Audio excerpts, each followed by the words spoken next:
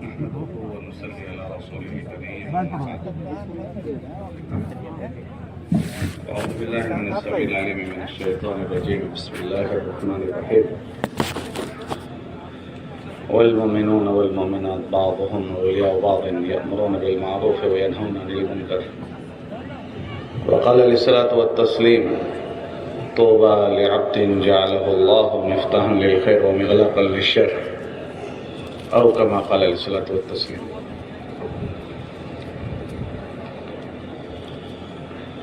میرے عزیزوں، بھائیوں، دوستوں اور بزرگوں،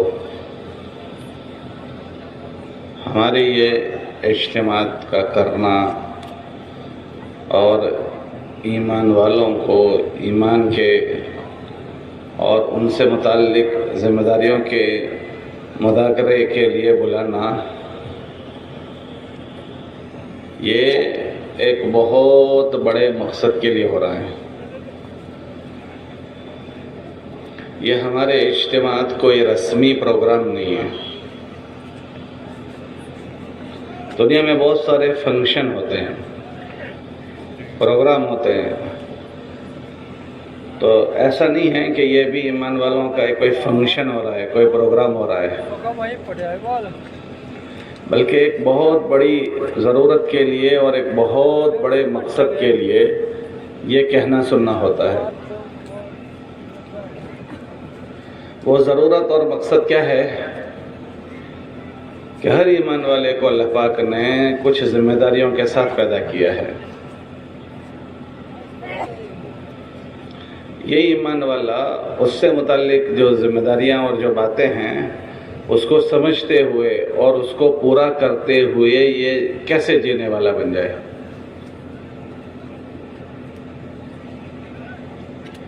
کیونکہ اللہ کی مدد اور نصرت جو اس کے ساتھ ہوگی وہ اس سے متعلق جو کام ہیں اس کے پورا کرنے سے ہی ہوگی.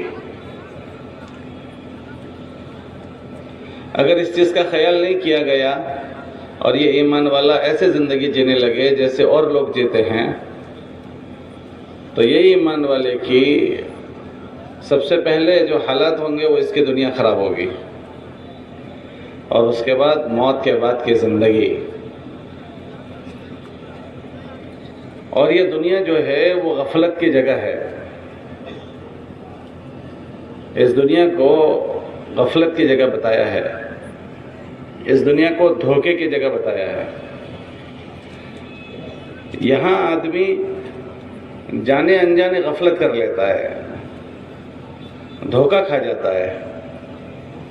دھوکہ کیا ہوتا ہے کہ کرنے کی جو چیزیں ہیں وہ کرنے کی چیزوں میں اس کی مشغولیت نہیں ہو پاتی، اور نہ کرنے کی چیزوں سے بچنا نہیں ہو پاتا، کہ اس کو دھوکہ کہتے ہیں. کرنے کی چیزیں کرنے سے رہ گئی، نہ کرنے کی چیزوں سے بچنا نہیں ہوا، نہ کرنے کی چیزیں کرنے لگا اور کرنے کی چیزیں چھوٹ گئی. کب اس کی زندگی مسائل میں آ جاتی ہے.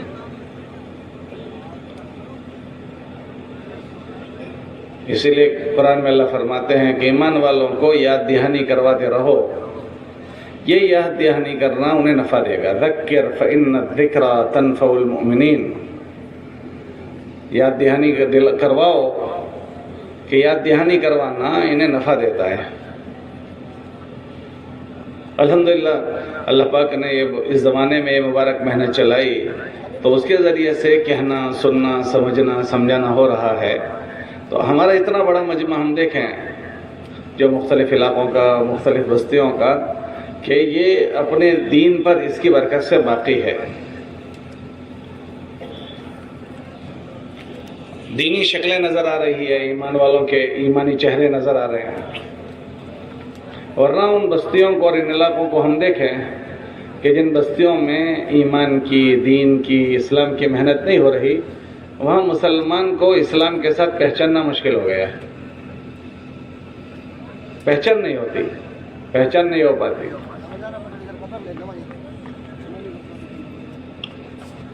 ایمان والا اپنی بنیادی باتیں بھول چکا.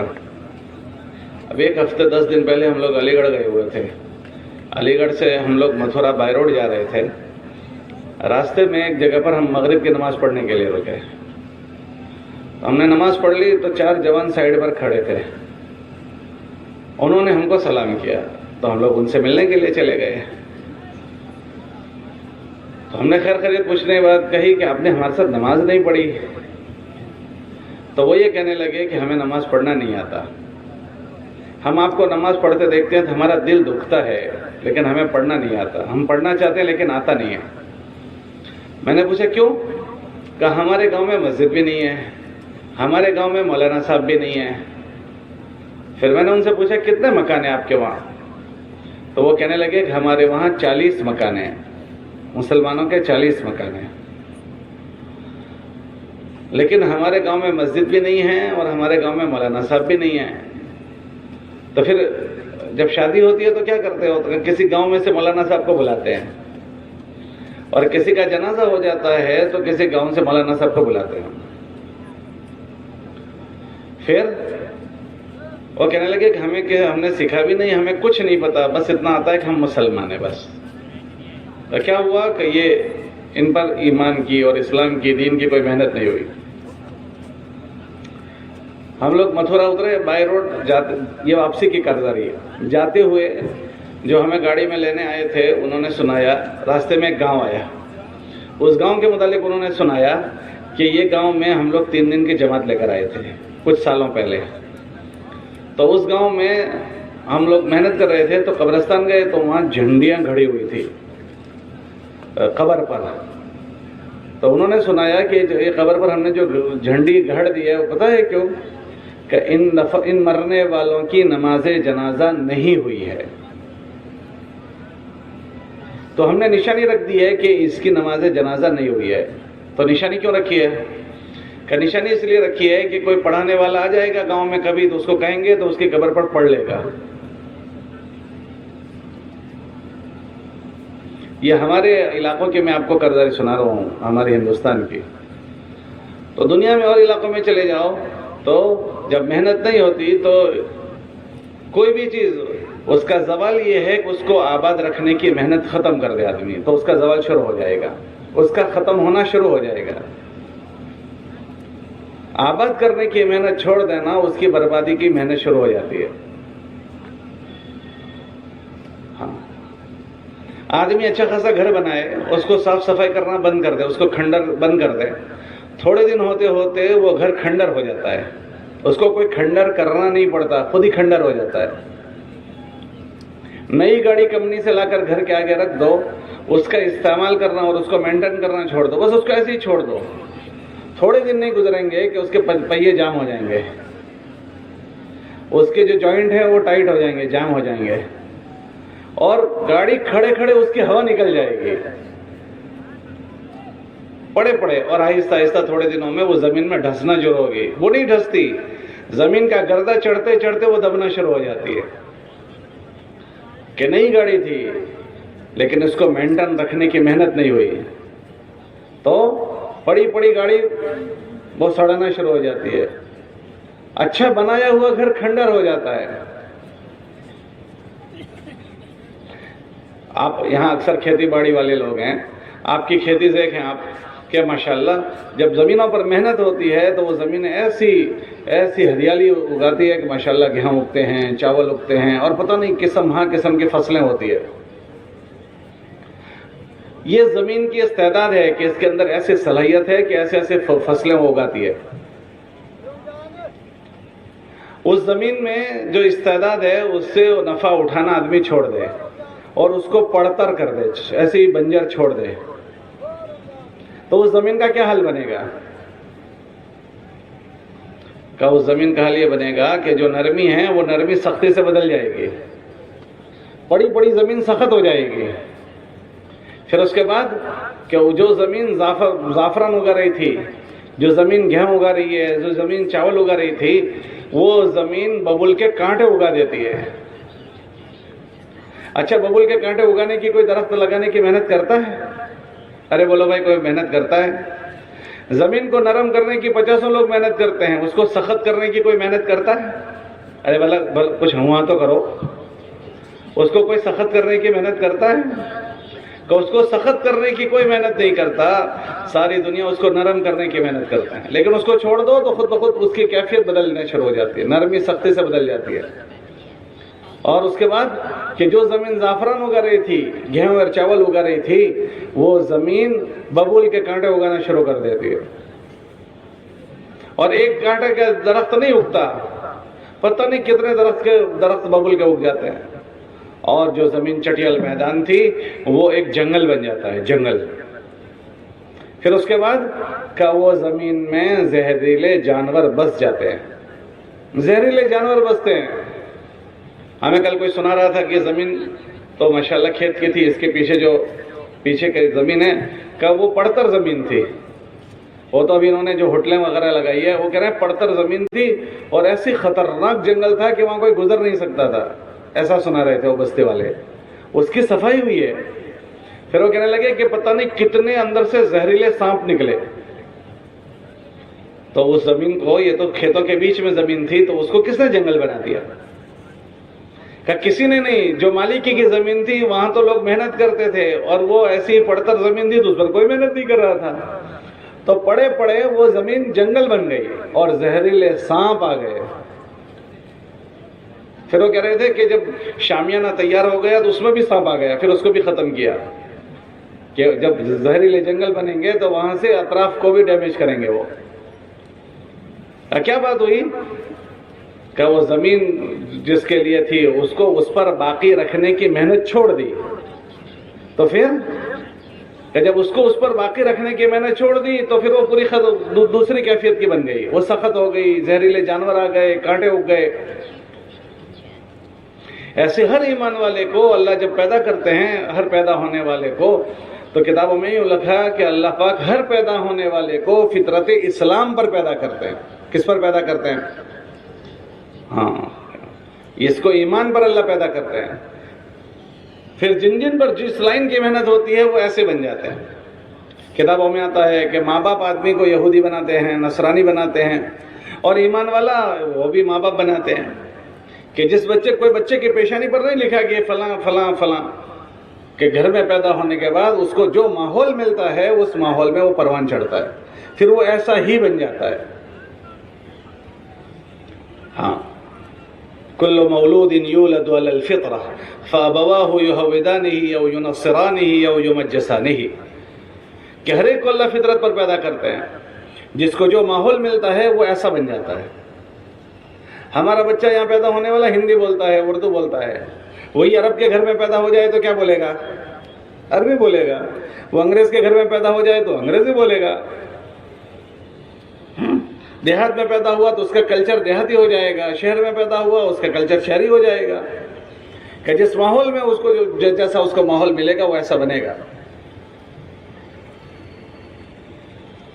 تو ایمان والے کو اگر ایمان کا ماحول ملے گا تو وہ ایمان پر باقی رہے گا، اور خدا نہ کرے اگر اس ایمان والے کو مسلمان کے گھر میں پیدا ہونے کے باوجود بھی اگر اس کو کہنا نہیں ہوا، سننا نہیں ہوا، سمجھنا سمجھانا نہیں ہوا، اور اس کے حل پر چھوڑ دیا گیا، تو پھر وہ جس ماحول میں جیے گا ایسا ہی بن جائے گا۔ ہاں، بہت سارے لوگ بعض مرتبہ ایسی بہکی باتیں کرتے ہیں کہ جو اسلام کے سنت شریعت کے خلاف ہوتی ہے، وہ اپنی شریعت میں رائے قائم کرتا ہے، میری سمجھ میں یوں آتا ہے۔ دین اسلام میں کسی کی عقل نہیں چلتی۔ یہ کیوں ایسا بولتا ہے؟ کہ یہ نہیں بولتا، یہ ایسے لٹریچر پڑھتا ہوگا، یا ایسے اسپیکروں کو یہ سنتا ہوگا، یا ایسے پمفلیٹ پڑھتا ہوگا، یا اس کے ایسے دوست ہو چکے ہوں گے جن سے سن کر اس کی یہ وچار دھارا بنی ہے، اس کی یہ سوچ بنی ہے۔ ہاں، کہ آدمی جن چیزوں کو سنتا ہے، جن چیزوں کو پڑھتا ہے، کہ اس کے اثرات اس کی طبیعت پر آتے ہیں۔ اس لیے ہمارے وہاں تو اہل علم یہ فرماتے ہیں کہ ہم کتاب بھی پڑھیں گے تو دیکھیں گے کہ اس کے لکھنے والے کون ہیں۔ ہر سنی سنائی بات ہم آگے نہیں کسی کو سنا دیں گے، ہر چھپنے والی چیز ہم نہیں پڑھ لیں گے۔ لم یخروا علیہا صما وعمیانا، کہ کوئی بات کہیں سے آ گئی تو اس پر ہم ایسے ہی یقین کر کے کرنے لگے، پتہ نہیں وہ کیا سے کیا بات ہے، اس کا سرا کہاں جاتا ہے۔ اس لیے ایمان والے کو یہ اس ایمان کے ماحول میں لا کر اس کو اس سے متعلق باتیں سنائی جاتی ہے۔ ہم اس کو یوں سرسری سمجھتے ہیں کہ تو اجتماع ہے، یہاں بیانات ہوتے ہیں اور بیانات ہوتے ہیں، پھر کچھ تشکیلیں ہوتی ہے نا، یہ اتنی بات نہیں ہے کہ خالی بیانات کا ہو جانا، کچھ لوگوں کی تشکیل ہو کر ان کا جماعتوں میں چلا جانا، نا، ایک ایک ایمان والا اس سے متعلق جو ذمہ داری کی چیزیں ہیں اس کو سمجھ کر وہ جینے والا بنے۔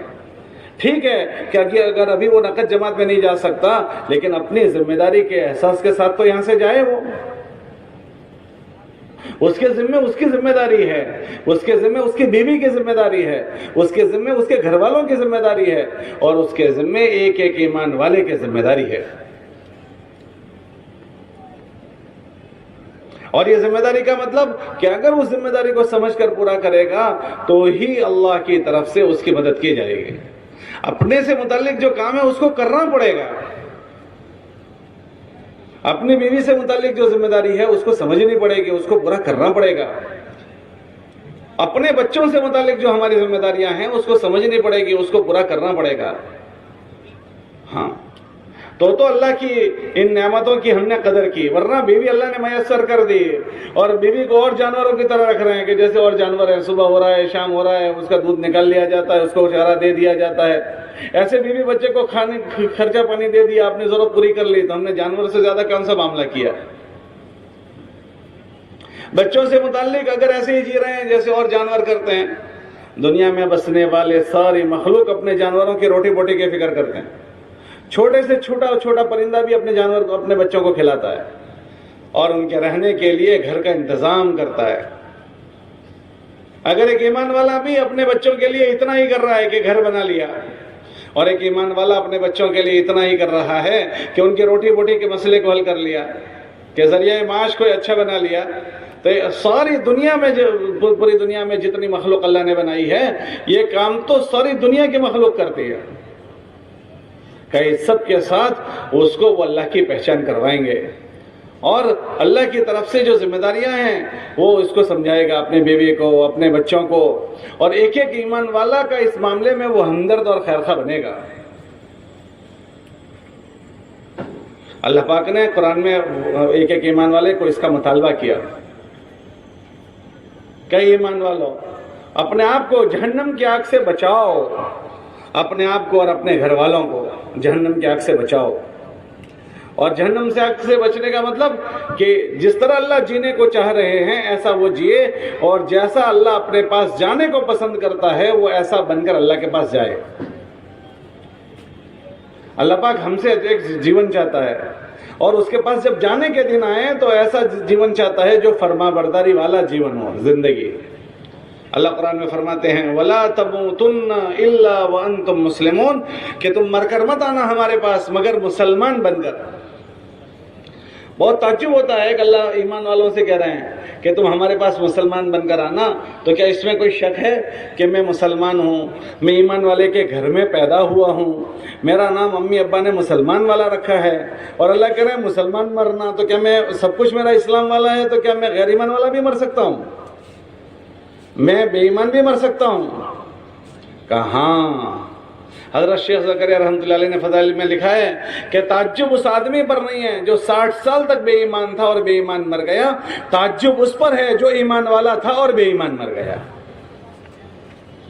کہ ایسا کب ہوتا ہے کہ ایمان والا تھا اور بے ایمان مر گیا؟ ایسا کب ہوتا ہے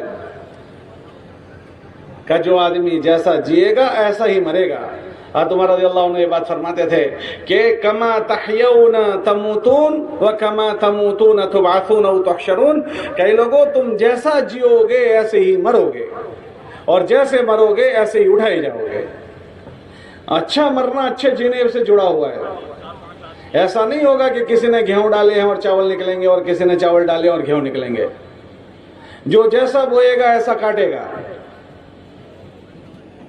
ہاں، جو جیسا جیے گا ایسا مرے گا۔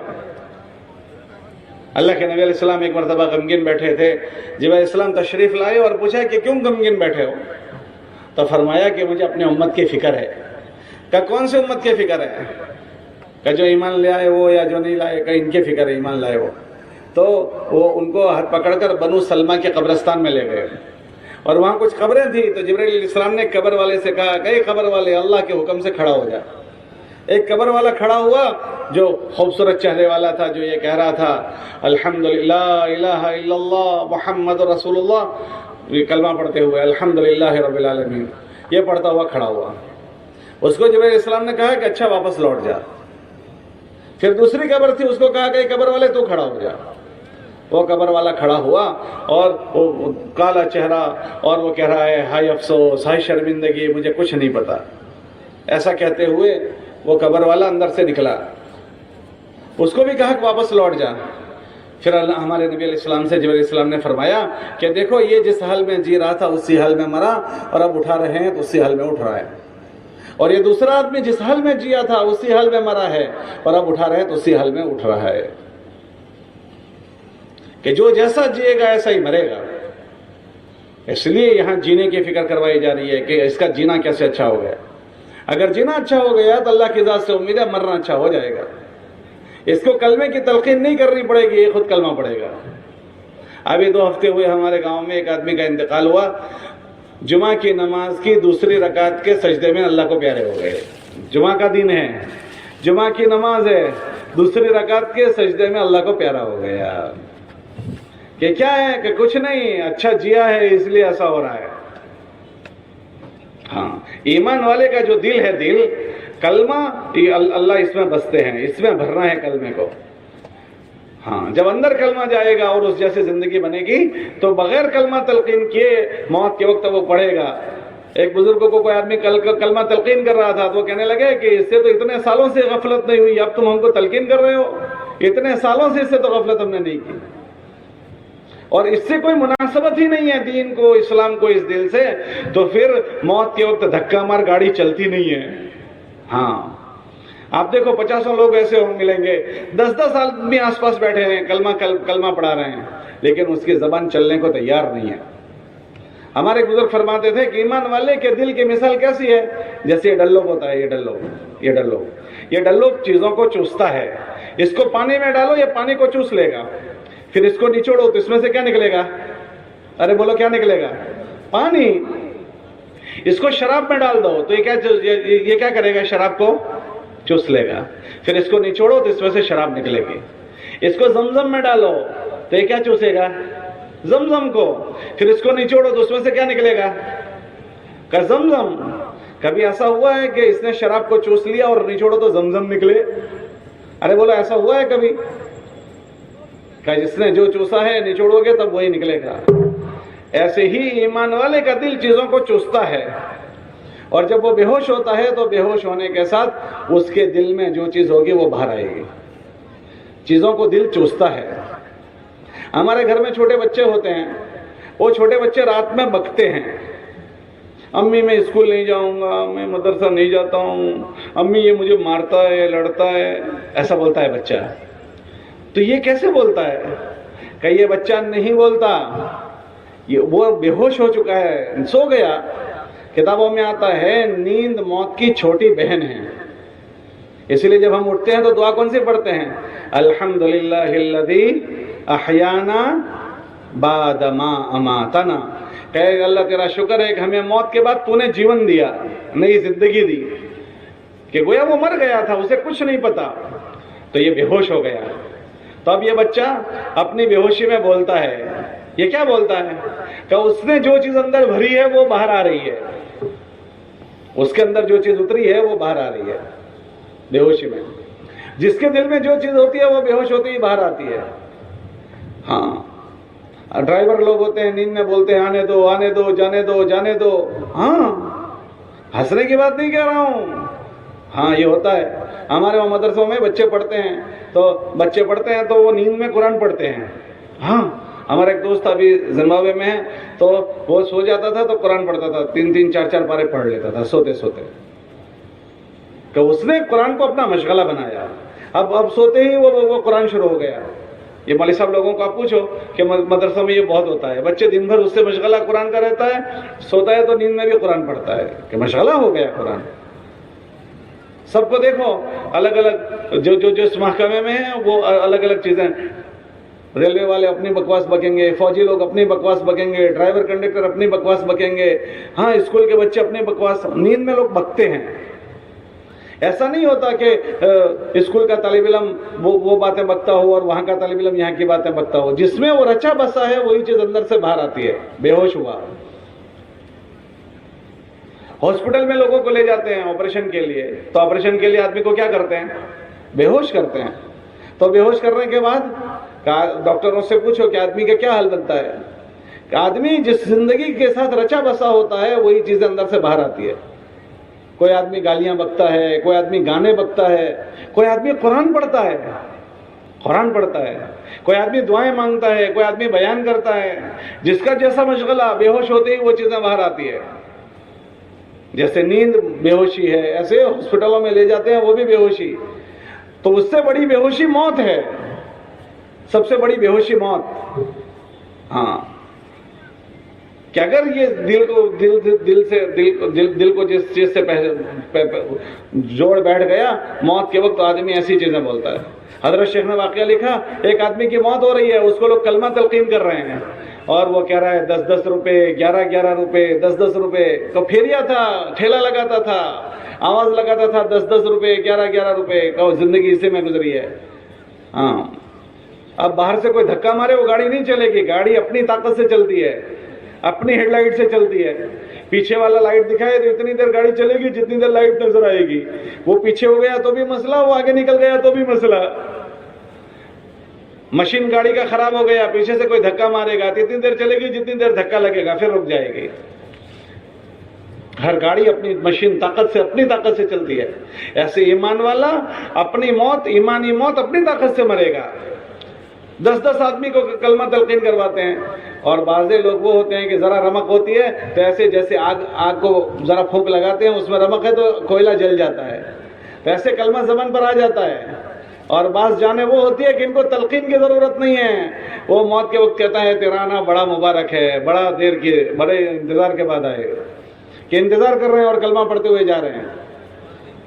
ہاں, اور کتابوں میں آتا ہے بعضے لوگ وہ ہوتے ہیں کہ جو نہیں پڑھ پاتے ہیں تو اللہ اپنے فرشتوں کو طے کرتے ہیں, جو فرشتے ان کو کلمہ پڑھاتے ہیں. ہاں, تو یہ بنیادی بات ہے کہ اچھا جینا, اچھا مرنا اچھے جینے پر موقوف ہے.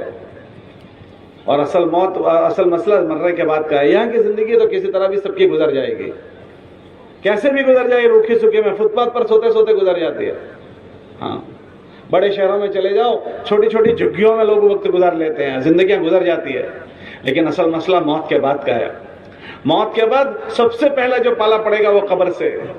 قبر روزانہ یہ اعلان کرتی ہے, میں تنہائی کا گھر ہوں, میں بیگانگی کا گھر ہوں, میں کیڑے مکوڑوں کا گھر ہوں. ہاں, اللہ کے نبی علیہ السلام نے فرمایا قبر میں جو چیز ہوتی ہے اگر لوگوں کو پتہ چل جائے تو لوگ اپنے مردوں کو دفنانا چھوڑ دیں. قبر آخرت کی منزلوں میں پہلی منزل ہے. اگر آدمی اچھی حالت میں گیا ہوتا ہے تو قبر کہتی ہے تیرا آنا بڑا مبارک ہے, اچھا کیا اللہ کی کہ تو میرے پاس آ گیا. اللہ کی زمین پر جتنے لوگ چلتے تھے اس میں سب سے زیادہ پسندیدہ تھا تو مجھے. اور خدا نہ کرے اگر وہ غلط زندگی جی کر گیا ہے تو قبر یہ کہتی ہے کہ تیرا آنا بڑا نامبارک ہے, بڑا برا کیا کہ تو یہاں آیا ہے. اللہ کی پشت پر, اللہ کی زمین پر جتنے لوگ چلتے تھے اس میں سب سے زیادہ تو مجھے ناپسندیدہ تھا. پھر اس کے بعد اس کی قبر اس پر یوں بھیج دیتی ہے. اللہ کے نبی علیہ السلام نے یوں انگلیاں ایک دوسرے میں ڈال کر فرمایا کہ ایک طرف کی پسلیاں دوسری طرف کی پسلیوں میں گھس جاتی ہے. اللہ ہماری حفاظت فرماوے. بڑا سنگین مسئلہ ہے, یہ کوئی رسمی باتیں نہیں ہیں, یہ حق اور سچ ہے. جیسے آج ہم بیٹھ کر سن رہے ہیں, یہ قبرستان ان لوگوں سے بھرے ہوئے ہیں جو کبھی اس طرح بیٹھ کر سنتے تھے. اس وقت تو باتیں سمجھ میں نہیں آئی کہ ٹھیک ہے یہ لوگ تو ایسی باتیں کرتے ہیں. اب جاؤ ان قبر والوں سے جا کر پوچھ لو, ان میں ہمارے باپ دادا لوگ ہیں, ہمارے رشتہ دار ہیں جو کبھی اسی طرح جلسوں میں آتے تھے اور باتیں سنتے تھے کہ کیا وہ باتیں حق ہے کہ نہیں ہے. آدمی اپنے آنکھوں سے ان قبروں میں جا کر اور اللہ کے وہاں جا کر دیکھے گا تو اللہ سے کہے گا کہ ہم کو موقع دے دو, ہم نے دیکھ لیا, سن لیا, سمجھ لیا, ہمیں دوبارہ موقع دے دو, اب ہم اچھی باتیں کر کے آئیں گے. تو ان سے کہا جائے گا کہ خاموش ہو کر پڑے رہو, وَلَا تُكَلِّمُونَ, ہم سے بات بھی نہ کرو. آدمی مارے پچھتاوے کہ اپنے ہاتھوں کو چبانا شروع کرے گا. یوم یعض الظالم علی یدیہ, کہ چباتے چباتے کوہنی تک چبا کھائے گا لیکن وہ اس کا ہاتھ کو چبا کھانا کوئی کام نہیں آئے گا. اس لیے یہاں یہ سمجھنا اور سمجھانا ہو رہا ہے اپنی ذات سے جو کرنے کی چیزیں ہیں وہ آدمی کیسے کرنے والا بنے، اپنی بیوی سے متعلق جو چیزیں وہ کرنے والا بنے، اپنے بچوں سے متعلق جو چیزیں وہ کرنے والا بنے۔ اللہ کے نبی علیہ السلام کی بات کا مفہوم ہے ہر آدمی کی اولاد یا تو اس کے لیے جنت ہے یا اس کے لیے جہنم ہے۔ فضائل صدقات میں حضرت نے لکھا ہر آدمی کی اولاد یا تو اس کے لیے جنت ہے یا ہر آدمی کی اولاد اس کے لیے جہنم ہے۔ ہر آدمی غور کرے کہ میری اولاد میرے لیے میں نے کیسے تیار کی ہے۔ اگر آج میری اولاد کی موت آ جائے یا آج میری موت آ جائے تو میں اپنے بچوں کو کس حال میں چھوڑ کر جا رہا ہوں، ان کا رہن سہن میرے لیے آخرت بننے کا ذریعہ بنے گا یا ان کا جینا میرے لیے وبال جان بنے گا۔ ہر ایک کو اس کی فکر ہے کہ ہمارے سامنے وہ سیٹ ہو جائیں، ہمارے سامنے وہ اپنے پیروں پر کھڑے ہو جائیں۔ رہی دنیا کی زندگی کی بات پیروں پر کھڑے ہونے کی، اسی مجمع میں 50 لوگ وہ ہوں گے کہ جو اپنے پیروں پر ایسی شکلوں پر کھڑے ہوئے جس کو انہوں نے سوچا بھی نہیں تھا، ان کے باپ نے نہیں سوچا تھا ایسی شکل اللہ نے اس کو دے دی۔ جب اللہ کے وہاں وہ قبول ہو جائے گا نا تو شکلوں کو بنانے والا اللہ ہے، اور اگر اللہ کے وہاں اس کے لیے پھٹکار ہو گئی اور اللہ کے وہاں سے اس کو رد کر دیا گیا تو پھر بنی ہوئی شکلیں آنن فانن ٹوٹ جاتی ہے۔ اسی میں بہت سارے وہ ہوں گے کہ جن کی اپنے باپ کی بنائی ہوئی شکلیں ٹوٹ گئی، کہ بہت ساروں کے لیے باپ بہت ساری چیزیں چھوڑ کر گیا، شکلیں بنا کر گیا، لیکن وہ بغیر شکلوں کے ہو گئے۔ اور اسی مجمع میں ایسے لوگ ہوں گے کہ جن کے پلنے کی کوئی شکلیں نہیں تھی، بے یار تھے، لیکن اللہ نے اچھے سے اچھی چیزیں بنا دی۔ اے دنیا دارالاسباب ہے، ہاتھ پیر مارنے پڑتے ہیں، مار لیں گے، لیکن یہ ضروری نہیں ہے کہ میں جو چاہوں وہ ہو جائے گا۔ تو اس کی تو ہم سب فکر کرتے ہیں، لیکن ہمارے بچے اپنی حیات میں ان کو اللہ کی پہچان ہو جائے، وہ اللہ کے دین کو پہچان کر زندگی گزارنے والے بنے، اللہ کے بندے بن کر وہ جینے والے بنے، اللہ کی فرما برداری اور اطاعت والے بنے، ہمارے مرنے کے بعد وہ ہمارے کام آنے والے بنے۔ اس کی فکر کتنی ہو رہی ہے؟ اس کے لیے بات سمجھنا اور سمجھانا ہوتی ہے۔ ہاں، ہمارے گھر ان چیزوں کی فکروں سے خالی ہو گئے۔ 24 گھنٹے گھر میں ایسے گزر جاتے ہیں کہ ہمارے گھروں میں اللہ رسول کا کوئی تذکرہ نہیں ہوتا ہے۔ یہ اتنا بڑا مجمع بیٹھا ہے، ہر آدمی سوچے کہ میرا گھر ایمان والوں کا گھر ہے، میرے گھر میں ہم کھانا کھاتے ہیں، ہمارا گھر ہوٹل بنتا ہے، ہم سوتے ہیں، ہمارا گھر لاج بن جاتا ہے، ہمارے گھر میں دنیا بھر کی ساری باتیں ہوتی ہے، کھیت کی باتیں ہوتی ہے، چاچوں کی باتیں ہوتی ہے، خالہ کی باتیں ہوتی ہے، رشتہ داروں کی، اپنوں کی، پرایوں کی، سب کی باتیں ہوتی ہے۔ کل ظہر سے لے کر آج ظہر تک میرے گھر میں کیا اللہ رسول کی کوئی بات ہوئی ہے؟ موت کی بات ہوئی ہو، موت کے بعد کی زندگی کی بات ہوئی ہو؟ 24 گھنٹے ہمارے ایسے گزر گئے، 48 گھنٹے 72 گھنٹے ایسے گزر جاتے ہیں کہ ہمارے گھر میں اللہ رسول کے کوئی تذکرے ہی نہیں ہے۔ ہمارے گھر میں ہمارے بچے کو کیا دین ایمان مل جاتا ہے؟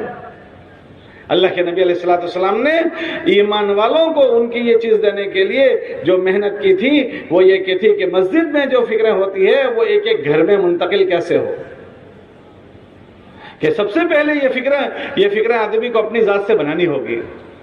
یہ جو اپنے مقام پر جو 5 کام کرنے کو ہمارے بزرگ فرماتے ہیں وہ کیا چیز ہے کہ اپنی ذات سے لے کر اپنے آپ کو ایک ماحول میں رکھنے کی اور اپنے بچوں کے لیے ماحول تیار کرنا، ہمارے اپنے گھر کا ماحول، ہمارے محلوں کا ماحول، ہم جہاں رہتے ہیں وہاں کا ماحول ہمیں ملے، کیونکہ ماحول سب پر اثر کرتا ہے۔ ماحول کی مثال ایسی ہے جیسے موسم کی، جیسے ابھی ٹھنڈی کا موسم ہے تو ٹھنڈی کا موسم سب پر اثر ڈالتا ہے، ٹھنڈی کے موسم سے کوئی بچ نہیں پاتا، سیٹ صاحب بھی نہیں بچ پاتے اور غریب سے غریب آدمی بھی نہیں بچتا۔ جیسے موسم سب پر اثر کرتا ہے ایسے جو ماحول ہوگا وہ ماحول سب پر اثر کرے گا۔ اس لیے ہمارے نبی علیہ السلام نے سب سے پہلے جو بات کی وہ یہ کی کہ ہر مسجد میں آنے والا نبی کے فکروں میں کیسے شریک ہو جائے، اس کے چرچے حضور کی مسجد میں زندہ ہوئے، کہ ہر نماز میں آنے والا نبی علیہ السلام کی فکریں لے کر جاتا تھا۔ ہاں، تب تجارت کرنے والوں نے آپس میں باری بنا لی تھی کہ آدھا دن میں تجارت میں رہوں گا، آدھا دن آپ حضور علیہ السلام کی مجلس میں رہیں۔ حضور کیا فرما رہے ہیں کہ نبی علیہ السلام پر دین نازل ہوتا تھا، وہ صحابہ کو سمجھاتے تھے تو ہر آدمی اس کو اپنی ضرورت کی چیز سمجھ کر سنتا تھا۔ ہاں، اور اس کے پابند بننے کی اس کی فکر تھی۔ ہمارے یہاں یہ بات کہی جا رہی ہے ایک ایک ایمان والے کے اندر یہ فکریں آ جائیں، اس کے لیے اس کو اللہ کے راستے میں لے جاؤ، تاکہ اللہ کے راستے میں لے جا کر اس کو ایک ماحول ملے، اور ماحول میں وہ ایک اچھا بھلا اعمال کا پابند بن کر لوٹنے والا بنے۔ اور اللہ کا احسان ہے کہ اللہ پاک نے اس مبارک محنت میں تاثیر رکھی ہے۔ آپ دیکھو کہ ایک تپوری قسم کا آدمی، ایک لچا لفنگ آدمی، وہ اللہ کے راستے میں نکلتا ہے، جو گھر میں ایک نماز نہیں پڑھتا تھا، مہینہ گزر گئے جس کی نماز نہیں ہوئی۔ اللہ پاک نے اس محنت کی برکت ایسی رکھی ہے کہ پہلے دن سامان اٹھا کر گیا کہ ایسے ٹپوری قسم کے آدمی کو لوگ دعا کی درخواست کرنے جاتے ہیں، بھائی صاحب اللہ کے راستے میں جا رہے ہو، دعا کرنا۔ کل اس کو پکڑنے گئے تھے، کل اس کو مارنے گئے تھے، اور آج وہی سامان لے کر جا رہا ہے، تو اس کی محبت لوگوں کے دلوں میں اللہ ڈال دیتے ہیں۔ اور اللہ اس کو ایک کیفیت دیتے ہیں کہ جو گھر میں ایک برتن نہیں دھوتا تھا، وہ 15 آدمیوں کا تام سیٹ اٹھاتا ہے، 15 آدمیوں کے برتن دھوتا ہے، ہاں مسجد میں جھاڑو لگاتا ہے، اپنا سامان سر پر اٹھا کر جا رہا ہے، اور رات میں اٹھ کر اللہ کے سامنے رو رہا ہے، 5 وقت کی نماز پڑھتا ہے۔ ہاں یہ پہلے دن میں ہوتا ہے، اس میں سب کے وقت لگے ہوئے ہیں، اکثر و بیشتر وقت کوئی نیا مجمع نہیں ہے۔ آپ نے دیکھا ہوگا آپ کے محلے کے جوان 3 دن آتے ہیں، تو 3 دن میں ان کی کیفیت بدل جاتی ہے، روتے ہوئے واپس آتے ہیں۔ ہاں ہزاروں لوگ ایسے ملیں گے کہ جو اللہ کے راستوں میں گئے، اپنے جینے کے طریقے بدل دیے انہوں نے، ہاں کہ جینے کے طریقے بدل دیے، کہ اللہ کے راستوں میں لے جایا جاتا ہے 4 مہینے اور چلوں میں، تاکہ آدمی کے جینے کے طریقے ٹھیک ہو جائیں۔ پھر اس کے بعد آ کر وہ اپنے مقام پر، اب آئندہ سال وہ جماعت میں دوبارہ جائے گا تو اپنے مقام پر ایسا ماحول بنا کر رہے کہ جس ماحول میں اس کے جو جذبات بنے ہیں وہ محفوظ رہیں۔ کیوں کہ گاڑی کمپنی سے نہیں نکلی ہے، لیکن گھر کے ہائی وے ٹوٹا ہوا ہے، محلے کا ہائی وے ٹوٹا ہوا ہے، شہر کا ہائی وے ٹوٹا ہوا ہے، تو یہ گاڑی چلے گی؟ کا ٹوٹے ہوئے ہائی وے پر کمپنی سے نکلی ہوئی نئی گاڑی بھی نہیں چل پاتی۔ یہ ایمان والا اللہ کے راستے میں کچھ بنا کر آیا ہے، اگر اس کے گھر کا ماحول نہیں ملا، محلے کا ماحول نہیں ملا، بستی میں ماحول نہیں ملا، تو یہ ٹکے گا نہیں بیچارہ۔ اسی لیے بہت سارے لوگ جماعتوں میں سے آنے کے بعد تھوڑے دنوں کے بعد اعمال چھوڑ دیتے ہیں، تو گھر کے بزرگ ہوتے ہیں وہ شکایت کرتے ہیں، ہم نے چربی نہیں بھیجا تھا کیا فائدہ ہوا، ہم نے چلہ بھیجا تھا کیا فائدہ ہوا، اب تو نماز بھی نہیں پڑھتا۔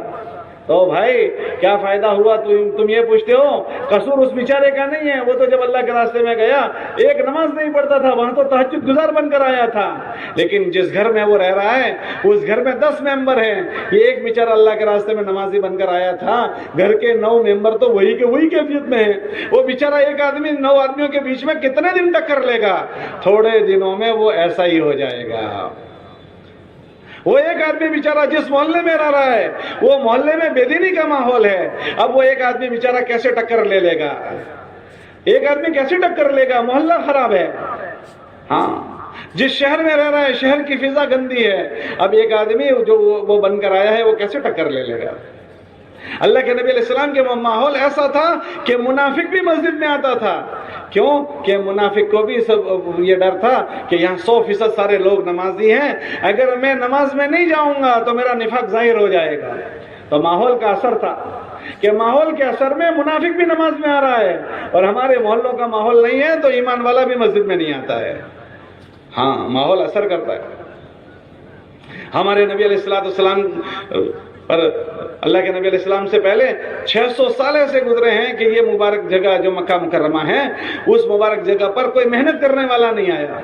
تو وہ مبارک جگہ کیسے مبارک ہے کہ اللہ پاک نے سب سے پہلی جو گھر بنایا وہ اپنا گھر، ہدایت کا مرکز مکہ مکرمہ بنایا، بیت اللہ۔ اللہ قرآن میں فرماتے ہیں ان اول بیت وضع للناس للذی بمکہ مبارکا وہدی، کہ یہ بیت اللہ جو ہے وہ ہدایت اور برکت کی جگہ ہے۔ ہاں وہ ہدایت اور برکت کی جگہ، اس کے اطراف میں ہمارے نبی علیہ السلام سے پہلے لوگ اللہ کے غیر کی عبادت کرتے تھے، اللہ کے غیر کی پوجا کرتے تھے۔ تو جب وہاں ایک لمبا زمانہ اس طرح سے گزرا تو وہ جو اطراف میں اللہ کے غیر کی عبادت کی جا رہی تھی اس کا ماحول بڑھتے بڑھتے اتنا بڑھا کہ بیت اللہ جیسا بیت اللہ جو ہدایت کا اور توحید کا مرکز ہے وہ بھی اللہ کے غیر اللہ سے نہیں بچ پایا، وہاں بھی وہ بت گھس گئے۔ اور 1 2 نہیں، وہ اطراف میں جو فضا تھی وہ ساری کی ساری بیت اللہ کے اندر آ گئی۔ تو جب بیت اللہ جیسا بیت اللہ اس کے اطراف کے ماحول سے متاثر ہو گیا اور وہاں یہ سب چیزیں گھس گئی، تو پھر جو ماحول ہمارے محلوں کا ہوگا، جو ماحول ہماری بستیوں کا ہوگا، کیا ہمارے گھروں پر اثر نہیں کرے گا؟ اسی لیے اللہ کے نبی علیہ السلام نے اب جو سب سے پہلی محنت کی وہ یہ کی تھی کہ ہر ایمان والے کو وہ اچھے ماحول میں کیسے آئے. تو مدینہ منورہ کا ایسا ماحول بنایا کہ مدینہ منورہ کے ایک ایک گھر میں حضور علیہ السلام کی مسجد میں جو فکریں ہو رہی تھی وہی فکریں ایک ایک گھر میں منتقل ہوتی کہ ہر آدمی اپنی تجارت کے ساتھ، اپنی مشغولیتوں کے ساتھ اللہ کے نبی علیہ السلام کی فکروں میں شریک ہوتا تھا. ان کے ساری جگہوں پر ہر گھر میں یہ فکریں پہنچی، اور جب گھر میں پہنچی تو اس گھر میں پلنے والا ایک ایک آدمی، مرد ہو، عورتیں ہوں، بچے ہوں، ہر آدمی کا جذبہ وہ بنا جو اللہ کے نبی علیہ السلام نے جذبہ بنایا تھا. ہر ایک کا جینے کا جذبہ وہ بنا، ان کے بچے بھی اور ان کے بڑے بھی، ان کی عورتیں بھی، کہ سب سے پہلا کہ ہر آدمی یہ کہ میرا جینا ایسا ہو جائے جیسے ہمارا اللہ چاہتا ہے، ہمارے نبی علیہ السلام نے ہم کو جینے کے طریقے سمجھائے، ایسا جینا ہمارا کیسے ہو جائے. اور اس یقین کے ساتھ کہ اگر زندگی ایسی بنی تو ہی ہم اللہ کی مدد کے حقدار بنیں گے، اور خدا نہ کرے اگر ایسے زندگی نہیں ہوئی تو یہ بہت بڑا پاپ ہے، یہ بہت بڑا جرم ہے. اس احساس کے ساتھ ایک ایک آدمی اس کی فکر کرے. اسی لیے کتابوں میں آتا ہے کہ جب کسی سے کوئی غلطی ہو جاتی تھی تو اس کو بہت بڑی بھول سمجھتے تھے کہ یہ بہت بڑی چوک ہوئی ہے. اللہ کے نبی علیہ السلام کے پاس آ کر فرماتے تھے، بتا دیتے کہ حضور ہم سے یہ ہو گیا، اس کی کیا تلافی ہوگی؟ ہاں، کیونکہ وہ یہ جانتے تھے کہ اگر اللہ کی زمین پر اللہ کو ناراض کر کے یا اللہ کی مرضی کے خلاف کوئی کام ہو گیا تو کوئی آدمی چین سے جی نہیں سکتا. اس کا ایک ایک کو احساس ہوتا تھا. تو امت کے سارے طبقے اللہ کے نبی علیہ السلام نے جو بات چلائی تھی وہ بات کے ساتھ جڑے ہوئے تھے. اس لیے یہاں یہ بات کہی جاتی ہے کہ اللہ کے راستے میں آدمی جائے اور یہ فکریں بنائیں، پھر آنے کے بعد یہی فکریں اس کے گھر والوں میں منتقل ہو، اس کے لیے وہ آدمی اس فکروں پر باقی رہے. ان فکروں پر باقی رہنے کے لیے سب سے پہلا جو عمل ہمارے بزرگوں نے فرمایا کہ ہر مسجد والے روزانہ اپنی مسجد وار جماعت میں بیٹھیں. روزانہ ہر مسجد میں مسجد وار جماعت بیٹھیں اور بیٹھ کر اس کی فکر کریں کہ ہم میں اور پوری بستی میں یہ مبارک دن کیسے زندہ ہو جائے اپنی حقیقت کے ساتھ. یہ خالی گشتوں کے زندہ کرنے کے لیے مسجد وار جماعت نہیں ہے، یہ خالی یا تشکیل کے لیے کہ 3 دن 40 دن کی جماعت کے لیے نہیں، بلکہ ایک ایک ایمان والا اس دن پر کیسے آ جائے جس دن پر اللہ کے نبی علیہ السلام اس امت کو چھوڑ کر گئے ہیں. اس بات کو سوچنے کے لیے روزانہ مسجد میں مشورہ ہو. اگر آپ نے مسجد میں مشورہ چھوڑ دیا تو آپ مجھے بتاؤ کہ ہم ایمان والے ہیں، ہمارے 24 گھنٹے میں کیا اور کوئی ہمارے پاس اس کا متبادل اور ہے کہ جس میں ہم یہ تھوڑی دیر کے لیے سوچتے ہوں کہ اللہ کے اوامر اور اللہ کے نبی علیہ السلام کے طریقوں پر کیسے زندہ ہو جائے؟ کیا 24 گھنٹے میں ہمارے پاس اس کو چرچا کرنے کا اور کوئی موقع ہے؟ اس کے لیے بات کہی جا رہی ہے کہ ہر ایمان والا اس کو اپنی ضرورت کی چیز سمجھ کر روزانہ اپنی مسجد کی جماعت کے ساتھ مشورے میں بیٹھیں.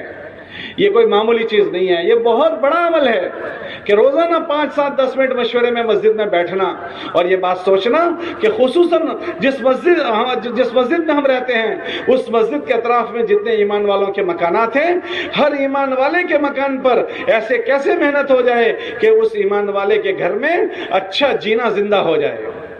ہاں، اس کو سوچنا، اس سوچنے کو کہتے ہیں مشورہ، کہ ہر ایمان والا اس کو اپنی ضرورت کی چیز سمجھے. اس کا نفع یہ ہوگا کہ اس کے بیٹھنے کی برکت سے اللہ پاک اس کی فکروں میں تازگی رکھیں گے کہ یہ خود اپنی ذات سے ان چیزوں میں چوکنا رہے گا اور اپنی ذات سے وہ اپنے اعمال کو کرنے والا رہے گا. دوسرا نفع یہ ہوگا کہ اس کی ان فکروں کی برکت سے اللہ پاک اس امت کا دکھ درد دے گا، اور جب وہ چلے گا پھرے گا تو اللہ کے نبی علیہ السلام کی محنت سے اس کی مشابہت ہو جائے گی. کہ نبیوں کا کام کیا ہوتا ہے؟ کہ نبیوں کا کام یہ ہوتا ہے کہ لوگوں کے پاس جانا، ان کے منت سماجت کرنا اور ان کو اللہ سے جوڑنے کا کام کرنا، اللہ سے جوڑنا. ہمارے نبی علیہ السلام نے فرمایا میرا کام یہ ہے کہ میں اللہ کے بندوں کو اللہ سے جوڑتا ہوں، ادعو الی اللہ، کہ میں لوگوں کو اللہ سے جوڑنے کا کام کرتا ہوں. اب دنیا میں کوئی نبی نہیں آئے گا تو یہ کام کون کرے گا؟ ہر ایمان والا کرے گا. ہذہ سبیلی ادعو الی اللہ علی بصیرۃ انا ومن اتبعنی. حضور فرما رہے ہیں کہ میرا کام ہے اور میرے ہر کلمہ پڑھنے والے کا کام ہے، ہر ایمان والے کا یہ کام ہے. یہ اضافی چیز نہیں ہے، تبلیغ کا کام ایکسٹرا کام نہیں ہے، یہ ہر ایمان والے کے ذمہ ہے. اللہ نے ہم سے مطالبہ کیا ہے قرآن میں، یا ایھا الذین آمنوا کونوا انصار اللہ، اے ایمان والو تم اللہ کے دین کے مددگار بنو. تو ہم اللہ کے کیسے مددگار بنیں گے؟ کہ اس کے دین کے مددگار بنیں گے۔ اللہ کا وعدہ ہے جو اللہ کے دین کی مدد کرے گا اللہ اس کی مدد کرے گا۔ ان تنصروا اللہ ینصرکم، کہ تم اللہ کے دین کا کام کرو گے اللہ تمہارا کام کرے گا۔ یہ بڑی بات ہے کہ اگر اللہ ہماری مدد میں آ گئے تو پھر کیا باقی رہ جائے گا؟ تو ہم اللہ کی مدد کے مستحق بنیں گے۔ اور دوسرا نفع کہ جب ہم مشورے میں بیٹھنے کے بعد ایمان والوں پر محنت کی شکل سوچیں گے تو یہ ہماری محنت کی برکت سے جتنے ایمان والے اعمال پر آئیں گے اور مسجد والے بنیں گے اور دین والے بنیں گے، ہم تو دنیا سے مر کر چلے جائیں گے لیکن ہماری محنت کرنے کی برکت سے جتنے لوگ اعمال خیر کی طرف متوجہ ہوں گے ان کے سارے اعمال خیر کل قیامت کے دن ہمارے نامہ اعمال میں آئیں گے۔ ہاں، الدال علی الخیر کفاعلہ، کہ جو کوئی آدمی کسی کو خیر کی طرف رہبری کرے تو وہ رہبری کرنے والا ایسا ہے کہ جیسے خود اس نے وہ کام کیا ہو۔ اور بعض رہبری کرنے والے تو ایسے کمائی کر کے جاتے ہیں کہ ہم نے جس آدمی پر محنت کی وہ کام کرنے میں اتنا آگے نکل گیا کہ ہم اس تک نہیں پہنچ سکے، وہ ہم سے بھی آگے نکل گیا کہ بہت بڑا کام کر کے گیا۔ بعض مرتبہ ایسا ہوتا ہے، آپ نے اسکولوں میں نہیں دیکھا کہ بعض استاد کے جی پڑھاتے ہیں، اے بی سی ڈی پڑھاتے ہیں اور ک کھ گ وہ پڑھاتے ہیں، لیکن ان کے پاس پڑھنے والا بچہ کالج کا پروفیسر بن جاتا ہے۔ ان کے استاد تو وہی کے جی میں رہے اور ان کا اسٹوڈنٹ پہنچ گیا بہت آگے، کہ وہ کیا کر رہا ہے کہ پروفیسر ہو گیا، لیکچرر ہو گیا اور پتہ نہیں ضلع کا اور سی ایم بنن پی ایم بنن پتہ نہیں کیا کیا، اس کا استاد کے جی میں۔ ایسی مبارک تبلیغ کی محنت میں بھی ایسا ہوتا ہے۔ ہم نے مدرسوں میں دیکھا کہ بعض مرتبہ استاد الف با تا پڑھاتے ہیں اور ان کے پاس پڑھنے والا شاگرد بخاری شریف پڑھاتا ہے کہ اللہ نے اس کو آگے بڑھا دیا، لیکن وہ سارا کا سارا اس استاد کے نامہ اعمال میں جائے گا جس استاد نے اس کو الف با تا پڑھایا ہے، کہ وہ اس کا ذریعہ بنا ہے۔ ایسی ہی مبارک محنت میں بعض ایسے ہیرے مل جاتے ہیں کہ ہم ملاقاتوں میں گئے، اس کو ذہن بنایا، بات سمجھ میں آ گئی، وہ کام کرنے والا بن گیا، تو وہ دنیا میں بہت کام کرنے والا بنا اور وہ ہمارے نامہ اعمال میں آ گیا۔ صحابہ میں اس کی مثالیں ملتی ہے۔ حضرت ابو ہریرہ رضی اللہ عنہ، ان کا زمانہ سن ہجری 8 کا ہے، اوائل میں وہ مسلمان ہوئے۔ ان کو امام المحدثین کہتے ہیں، حدیثوں میں سب سے زیادہ بیان کرنے والے وہ آدمی ہیں۔ 4 سال ہمارے نبی علیہ السلام کے ساتھ رہنے کا زمانہ ان کو ملا، لیکن اتنی حدیثیں انہوں نے بیان کی کہ نہ پوچھو بات۔ ہاں، تو یہ حدیثوں کے امام بن گئے، تو ان کو سب لوگ جانتے ہیں، لیکن وہ نامہ اعمال میں کس کے جائیں گے؟ کہ جس آدمی نے ان کی ملاقات کر کے اسلام میں داخل کیا تھا، کہ ان کو اللہ کے دین کا جس نے تعارف کروایا اس کو کوئی نہیں جانتا، لیکن وہ نامہ اعمال میں انہی کے ہیں۔ حضرت خالد بن ولید رضی اللہ تعالیٰ عنہ سن ہجری 8 کے اوائل میں مسلمان ہوئے ہیں۔ ہاں، انہوں نے بہت بڑا کام کیا، یہ پورا بلاد شام اللہ نے ان کے ذریعے سے فتح کیے، ان کو سب جانتے ہیں، لیکن ان کو لانے والے کو کوئی نہیں جانتا کہ کون ان کو لایا تھا، کا بڑا کام ہو جاتا۔ حضرت عمر رضی اللہ تعالیٰ عنہ نے 10 سال خلافت کی اور ایسی شاندار خلافت کی کہ اللہ پاک نے بہت اسلام کو اور دین کو ان سے طاقت پہنچائی ہے، تو ان کو سب لوگ جانتے ہیں، لیکن ان پر کس کی محنت ہوئی ان کو کون جانتا ہے؟ کہ ان پر محنت جو ہوئی وہ ان کی بہن کی ہوئی، ان کی بہن نے محنت کی تھی، کہ بعضے وہ لوگ جن پر ہماری محنت ہوئی وہ ہم محنت کرنے والوں سے آگے نکل جاتے ہیں، تو یہ بہت بڑی کمائی ہے۔ اس لیے شیطان کو جو عداوت ہے وہ دعوت سے ہے کہ یہ آدمی اپنا کر کے مر جائے کوئی بات نہیں، لیکن یہ اپنا کھاتا کھول کر نہیں جانا چاہیے۔ جیسے بینک اکاؤنٹ لوگ کھول کر جاتے ہیں نا، اکاؤنٹ کھلواتے ہیں، تو یہ کھاتا کھول کر نہیں جانا چاہیے۔ کیوں؟ کہ مرنے کے بعد اگر یہ کھاتا کھول کر نہیں گیا تو اس کا دفتر بند ہو جائے گا، لیکن اگر یہ آدمی کھاتے کھول کر گیا تو روزانہ اس کے نامہ اعمال میں ہزاروں نمازیں، ہزاروں روزے، ہزاروں قرآن پڑھنے والے۔ کیا بات ہو گئی کہ یہ تو ہر مہینے 3 دن جاتا تھا جماعت میں، اپنے محلے کے جوانوں کو لے کر جاتا تھا، تو اس کی برکت سے یہ ایک مہینے میں یہ 15 ہے، دوسرے مہینے میں وہ 15، پھر وہ 15، یہ پورے محلے کی چہل پہل اس آدمی کی برکت سے ہوئی ہے۔ اب وہ اس کا تو جنازہ اٹھ گیا، اب پورے محلے کے چہل پہل اس کے نامہ عمل میں جا رہی ہے۔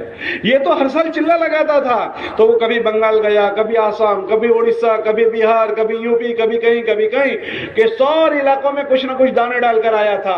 اب کل قیامت کے دن سب جگہ سے کچھ نہ کچھ دانے اس کے کھاتے میں آ رہے ہیں۔ ارے بھائی کیا بات ہو گئی کہ یہ اپنی زندگی میں اپنا پیٹ کاٹ کر، اپنی کاروبار ترتیب دے کر کبھی بنگال جاتا تھا، کبھی بنگال اڑیسہ، اس کو اپنے گھر کے لوگ بھول گئے، لیکن اس کے ہاتھ سے جو خیر وجود میں آئی وہ اللہ نے محفوظ کر لی ہے۔ اللہ کے وہ ساری چیزیں جمع ہو جاتی ہے۔ تو لوگوں پر محنت کرنا اتنا بڑا کام ہے، بہت بڑی کمائی ہے۔ ایک جگہ پڑھا، مولانا اشرف رحمۃ اللہ علیہ کے بیان کو پڑھ رہا تھا تو حضرت نے فرمایا کہ تم لوگوں پر اپنی ذات پر محنت کرتے ہوئے لوگوں پر محنت کرنے کو معمولی نہ سمجھو۔ پھر حضرت نے فرمایا کہ آدمی اپنی ذات سے چاہے کتنا بھی کام کر لے، کل قیامت کے دن اللہ اس سے اگر سوال پوچھے کہ بھائی یہ بتاؤ کہ تم جو کر کے آئے ہو وہ کس کے لیے کیا تھا، اگر اس کا جواب اللہ ہے تو ٹھیک ہے، لیکن ہم اپنا حل جانتے ہیں۔ ہم سے پوچھا جائے گا بتاؤ کرسی پر کیوں بیٹھے تھے، اگر اس کا جواب یہ ہے کہ اللہ کے لیے تو اللہ ملے گا، اور اگر کرسی پر بیٹھنے کے بعد نیت میں ذرا بھی خرابی ہے تو بات کرتا ہوگا آدمی دین کی اور اس کی نیت خراب ہے تو بات کرتے کرتے جہنم تیار ہو جائے گی، نماز پڑھاتے پڑھاتے جہنم تیار ہو جائے گی، مال خرچ کرتے کرتے جہنم تیار ہو جائے گی، اللہ کے نام جان لگا کر جہنم تیار ہو جائے گی، قرآن پڑھاتے پڑھاتے جہنم تیار ہو جائے گی۔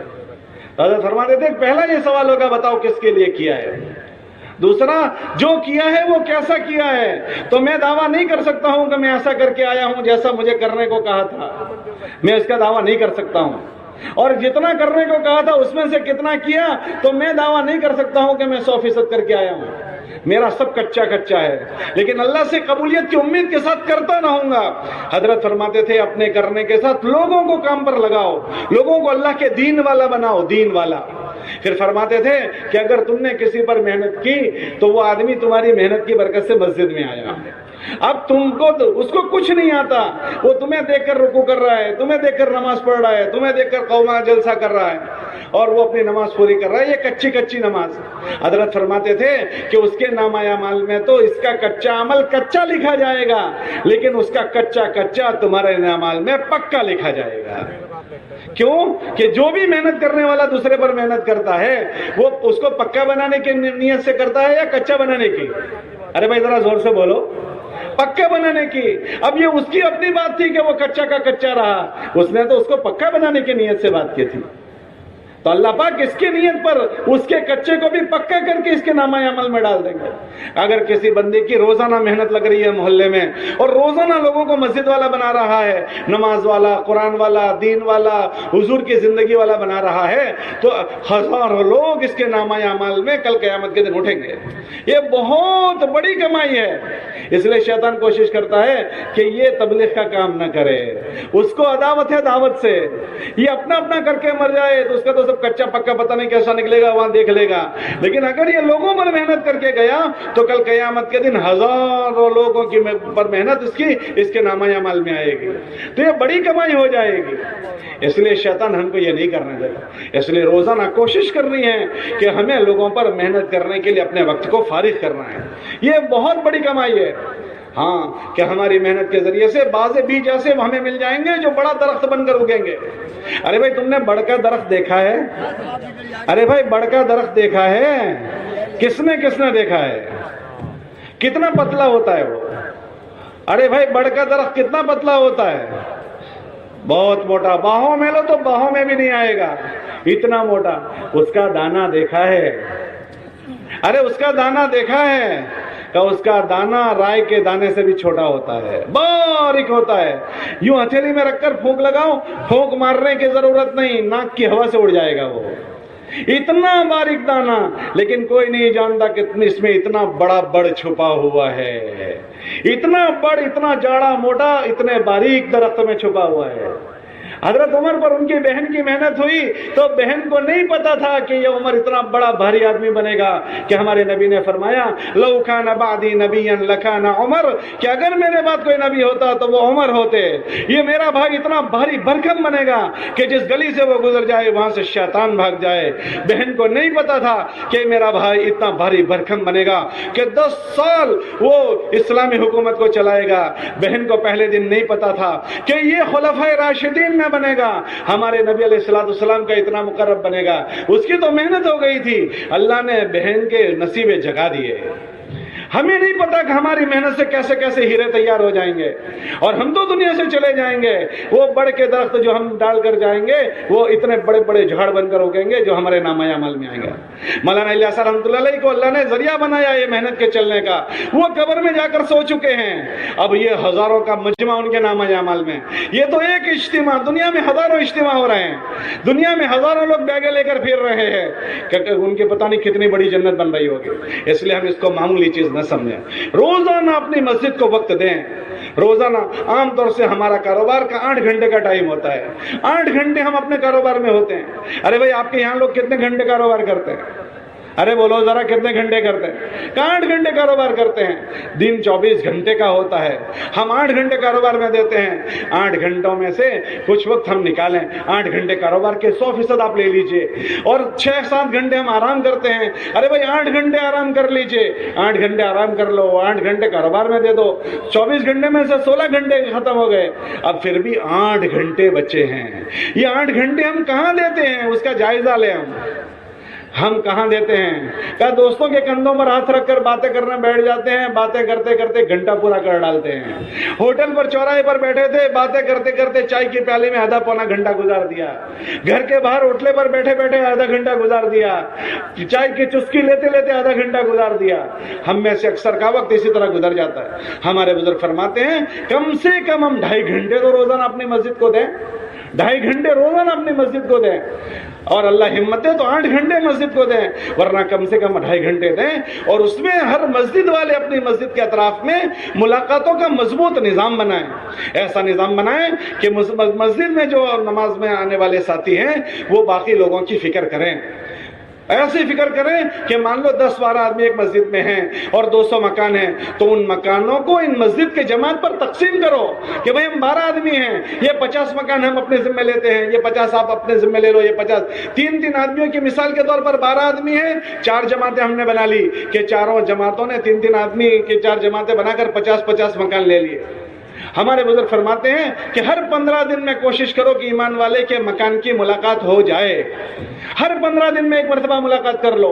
یہ ایمان والے 15 دن تک پتہ نہیں کہاں کہاں کے کیا کیا باتیں سن رہے ہیں. اگر ہم 15 دن میں بھی ان کو اللہ رسول کی بات نہیں سنائیں گے تو پھر پتہ نہیں ان کا دل دماغ کیسا بن جائے گا. تو کم سے کم 15 دن میں ایک مرتبہ ایسا نظام بنے کہ ہر ایمان والے کی ملاقات ہو جائے. اگر روزانہ ہم آدھے گھنٹے میں ایک مکان کی ملاقات کرتے ہیں تو 2 مکانوں میں 1 گھنٹہ ہو جائے گا, 3 مکانوں میں 1.5 گھنٹہ ہو جائے گا. اگر ایک جماعت روزانہ 1.5 گھنٹہ دے رہی ہے تو 3 مکانوں کی ملاقات ہوگی, 15 × 45 مکان, 16 دن میں ہمارے مکان پورے ہو جائیں گے. 1.5-2 گھنٹے میں ہماری ملاقاتیں پوری ہو جائے گی. اس لیے روزانہ ملاقات کریں اور گھر میں بیٹھ کر بات کریں. جب گھر میں بیٹھ کر ہم ان سے بات کریں گے نا, اس گھر میں جتنے مرد ہیں ان سب تک ہماری بات پہنچ جائے گی. ہم جو مسجد سے فکریں لے کر گئے ہیں وہ سارے لوگ ہمارے سامنے بیٹھ کر ہماری فکروں میں شریک ہو جائیں گے. اور دوسرا, جو اگر اس گھر میں ہم اپنی فکریں بھرنا چاہتے ہیں تو ہم نے اس گھر کے ایک آدمی سے کھیت پر بات کر لی, ایک آدمی سے دکان پر بات کر لی. ارے بھائی اس گھر میں تو 10 ممبر ہیں, ایک آدمی کے ساتھ بات کرنے سے پوری 100% بات اس کے گھر میں ہماری منتقل نہیں ہوگی. اس لیے ہمارے بزرگ فرماتے ہیں کہ ہم ان کے گھروں پر جا کر ان سے ملاقات کریں اور کوشش کریں کہ ان سے گزارش کریں کہ ہم آپ سے بیٹھ کر بات کرنا چاہتے ہیں. جب بیٹھ کر بات ہوگی, اس گھر کے مرد ہماری بات سنیں گے تو اس گھر کے سارے مردوں تک ہماری بات پہنچ جائے گی. اور عورتوں کو ہمیں یہ نہیں کہنا کہ آؤ تم بھی ہماری بات سنو, یہ فتنہ ہے. لیکن عورتوں کی فطرت میں یہ ہے کہ جب باہر کے لوگ گھر میں کوئی اگر بات کریں گے نا, وہ چپکے سنتی ہے کہ کون لوگ آئے ہیں, کیا بات کر رہے ہیں. تو تم ذرا زور سے بات کرو, 6 نمبر کی بات کرو. جب تم 6 نمبر کی گھر میں بیٹھ کر بات کرو گے تو مرد تو سامنے سن لیں گے, وہ چپکے جو سن رہی ہے وہ بھی ہماری باتیں سنے گی تو ہماری بات ان تک بھی پہنچ جائے گی. اور اگر ان تک ہماری بات نہیں پہنچی تو کوئی بات نہیں. عورتوں کی دوسری عادت یہ ہوتی ہے کہ اگر آواز نہیں پہنچی تو آپ ابھی تو بات کر کے گھر سے نکلے بھی نہیں ہوں گے, وہ پوچھے گی کون تھے, کیوں آئے تھے. یہ ان کی فطرت میں ہے. تو سارے گھر کے مرد کہیں گے مسجد والے تھے, مسجد کی یہ بات لے کر آئے تھے. یہ سب مل کر کہیں گے گھر کی تعلیم کی بات کر کے گئے ہیں, بچوں کی دینی ذمہ داری کی بات کر کے گئے ہیں. اس لیے جب ہم گھر میں بیٹھ کر بات کریں تو پورے دین کی بات کریں. تو اور انشاءاللہ ہماری اس نقل و حرکت کے ذریعے سے ہمارے گھر کا ہماری مسجد کے بعد ایک ایک گھر میں پہنچ جائے گی، ایک ایک گھر میں. اور جب ایک ایک گھر میں پہنچے تو اس گھر میں بیٹھ کر پوری ہم بات کریں. خالی تشکیل کی ہم بات نہیں کریں گے چلے کے بعد 4 مہینے کے بعد. حضرت جی رحمۃ اللہ علیہ مولانا انعام الحسن صاحب فرماتے تھے تشکیل تو ہمارا 6واں نمبر ہے، اس سے پہلے 5 نمبر ہے، اس کو بول کر ہم 6واں نمبر بولے. تو ہم جب یہ بات کریں پھر بچوں کی دینی ذمہ داری کی بات کریں، ان کو دینی علم سکھانے کی بات کریں، ان چھوٹے بچے ہیں مکتب میں بھیجنے کی بات کریں، بڑے ہیں ان کو دیندار بننے کے لیے اللہ کے راستے میں جانے کی بات کریں، گھر کا ماحول بنانے کے لیے گھر کی تعلیم کی بات کریں. جب اس طرح انشاءاللہ ہماری مسجدوں سے محنت شروع ہو جائے گی تو ہر گھر میں وائرنگ ہو جائے گا، ہر گھر میں مسجد کے بعد پہنچ جائے گی، اور پھر اللہ کے دین کے مددگار ہر گھر سے ملیں گے. ہمیں 3 دن کے افراد گھروں سے ملیں گے، چلوں کے افراد گھروں سے ملیں گے، 4 مہینے کے افراد گھروں سے ملیں گے. ہم جماعتیں بنانا چاہتے ہیں، لوگ گھروں میں ہیں اور ہم گھروں کی محنت نہیں کر رہے ہیں، تو پھر ہماری جماعتیں کیسے بنے گی؟ اس لیے روزانہ ہماری مضبوط ملاقاتیں ہوں تو یہ ہماری بہت بڑی کمائی ہوگی. اس لیے پورا کا پورا بیٹھنے والا مجمع طے کریں کہ روزانہ ہم مسجد کے مشورے میں بھی بیٹھیں گے، اور اتنی بڑی کمائی جب اس میں ہے تو روزانہ ہم وقت نکال کر اللہ کے گھر کو وقت ضرور دیں گے. دو گے انشاءاللہ؟ کون کون نیت کرتا ہے؟ ہم امی کے ہیں امی کو ٹائم دیتے ہیں، ہم بیوی کے ہیں بیوی کو ٹائم دیتے ہیں، ہم بچوں کے ہیں بچوں کو ٹائم دیتے ہیں، ہم اللہ کے بھی ہیں اللہ کے گھر کو ٹائم دیں گے، ہم حضور کے امتی ہیں ہم نبی کی امت کو روزانہ ٹائم دیں گے. دو گے انشاءاللہ؟ اس لیے روزانہ ملاقاتوں کے ذریعے سے اس کا ماحول بنائیں. تیسرا کام جو ہمیں اہتمام سے کرنا ہے وہ یہ کہ ہر گھر میں تعلیم زندہ ہو جائے. یہ فضائل اعمال اور فضائل صدقات کی تعلیم ہم اس کو معمولی نہ سمجھیں. یہ حضرت شیخ کے پاس لکھوائی گئی ہے، ہمارے بزرگوں نے مشورے سے اس کو لکھوائی کہ وہ کیا کتابیں ہیں کہ ایمان والا مرد کیسا ہو، ایمان والی عورتیں کیسی ہو. ابھی ہمارے مجمع کو یہ نہیں پتا ہے. آپ ایمان والوں سے پوچھو تو اس کو اپنے ذمہ داری کا پتہ نہیں ہے کہ مجھ سے میرے متعلق کیا ذمہ داریاں ہیں. اس میں ایمان والے کی 5 شعبوں کی ذمہ داری لکھی ہے کہ دین 5 شعبوں کا نام ہے: ایمانیات، عبادات، معاملات، معاشرت اور اخلاقیات. ان 5 میں جب دین داخل ہوتا ہے تو ایک آدمی دیندار بنتا ہے. حضرت شیخ زکریا رحمۃ اللہ علیہ نے ان 5 شعبوں میں ایمان والا کیسا ہو اس بات کو لکھا ہے. ایمانیات کو لکھا، پھر عبادات کے 5 ارکان ایمان، نماز، روزہ، زکوٰۃ اور حج، یہ ایمان والے میں کیسے ہوں وہ باتیں اس میں لکھی. پھر اس کے بعد اس کی معاشرت لکھی، امی کے ساتھ کیسے رہے گا، ابا کے ساتھ کیسے رہے گا، بھائی بہنوں کے ساتھ کیسے رہے گا، برادران وطن کے ساتھ کیسا رہے گا، جانوروں کے ساتھ کیسا رہے گا. ایک ایک چیز کی باتیں کھول کھول کر لکھی. جب یہ کتابیں پڑھی جائے گی گھروں میں اور ہر آدمی جب اس کو سنے گا نا تو اس کے جذبات بدلیں گے، اس کی سوچ بدلے گی، اس کی فکریں بدلے گی. ہاں تو اس میں یہ چیزیں لکھی ہے، یہ اس کی معاشرت ہے. پھر اس کے بعد معاملات ہے، معاملات کہ حلال کیا ہے، حرام کیا ہے، حرام کا نوالا پیٹ میں چلا گیا تو کیا ہوگا، حرام کی زمین پر قبضہ کر لیا، ایک بالش کسی کی زمین ہمارے پاس آ گئی تو کیا ہوگا. یہ ساری باتیں حلال حرام کی اس میں لکھی ہے، اس کے ابواب باندھے ہیں. پھر اخلاقیات کا باب باندھا ہے. جب یہ تعلیم ہم خود اپنی ذات سے مسجدوں میں سنیں گے، گھروں میں پڑھی جائے گی تو ہمارے جینے کے جذبات بدل جائیں گے. ہاں اس لیے ہر گھر میں یہ تعلیم زندہ ہو. تو جب ملاقاتوں میں جائیں تو گھروں میں تعلیم زندہ ہو، ان کتابوں کی اس کی ترغیب دیں. ہر ایمان والا مسجد میں روزانہ تعلیم ہوتی ہے، مسجد کی تعلیم میں بیٹھیں اس کو ہم سنائیں.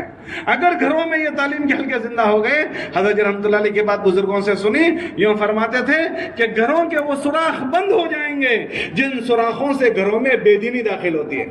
آج گھر میں بے دینی داخل ہونے کے سارے دروازے کھلے ہوئے ہیں، لیکن دین داخل ہونے کا کوئی دروازہ کھلا ہوا نہیں ہے. یہ گھروں کی تعلیم جب زندہ ہوگی تو یہ گھر میں دین کے داخل ہونے کی شکلیں کھل جائے گی. اس لیے ہمارے محلے کے ایک ایک گھر میں تعلیم زندہ ہو جائے اس کی فکر ہمیں ہو، اور ہمارے مسجد میں آنے والا ایک ایک مصلی مسجد کی تعلیم میں بیٹھے اس کی فکر ہو. اس سے یہ ہوگا کہ مسجد میں بھی آنے والے دین کی بات سنیں گے، گھروں میں رہنے والے مرد اور مستورات محرم مستورات. اسی لیے کوشش اس کی کریں کہ ایک گھر میں اگر 4 بیٹے ہیں تو چاروں بیٹے اپنے کمروں میں اپنی تعلیم کریں، کیونکہ کسی کی بھابھی کسی کے لیے محرم نہیں ہے. بھائی میری بھابھی میرے لیے محرم نہیں ہے اور بے دینی کے راستے سے دین نہیں آتا تو میں اپنے کمرے کی اپنی تعلیم کروں، میرا بڑا بھائی اپنے کمرے کی اپنی بیوی کے ساتھ تعلیم کرے، چھوٹا بھائی شادی شدہ ہے وہ اپنی بیوی بچوں کے ساتھ اپنے کمرے میں تعلیم کرے۔ ایسا نہیں ہوگا کہ بھابھی اور بھائی اور دیور اور جیٹھ ایک ساتھ بیٹھ جائیں گے، وہ تو نہ میرا میں۔ ہر فیملی اپنی تعلیم زندہ کرے، اس کی ہماری کوشش ہو، اس سے انشاءاللہ ہر گھر میں ایمانیات کے اور آخرت کے اور ذمہ داریوں کے چرچے زندہ ہو جائیں گے۔ اس لیے سب نیت کرو کہ ہم تو سب یہ بیٹھنے والا پورا مجمع اس کو ضرورت سمجھ کر ہم ہمارے گھر ہوٹل ہم بناتے ہیں، ہمارے گھروں کو ہم لاج بناتے ہیں، ہمارے گھروں کو ہم ایمان کے چرچوں سے اور ایمان کے تذکروں سے خالی ہو چکے ہیں۔ یہ پورا مجمع جائزہ لے کہ میرے گھر میں اللہ رسول کے تذکرے کب ہوتے ہیں۔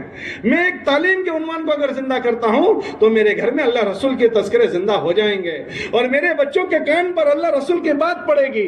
ہماری عورتیں اور ہمارے بچے ساری باتیں جانتے ہیں، اگر ہماری عورتیں اور بچے نہیں جانتے وہ اللہ رسول کو نہیں جانتے ہیں۔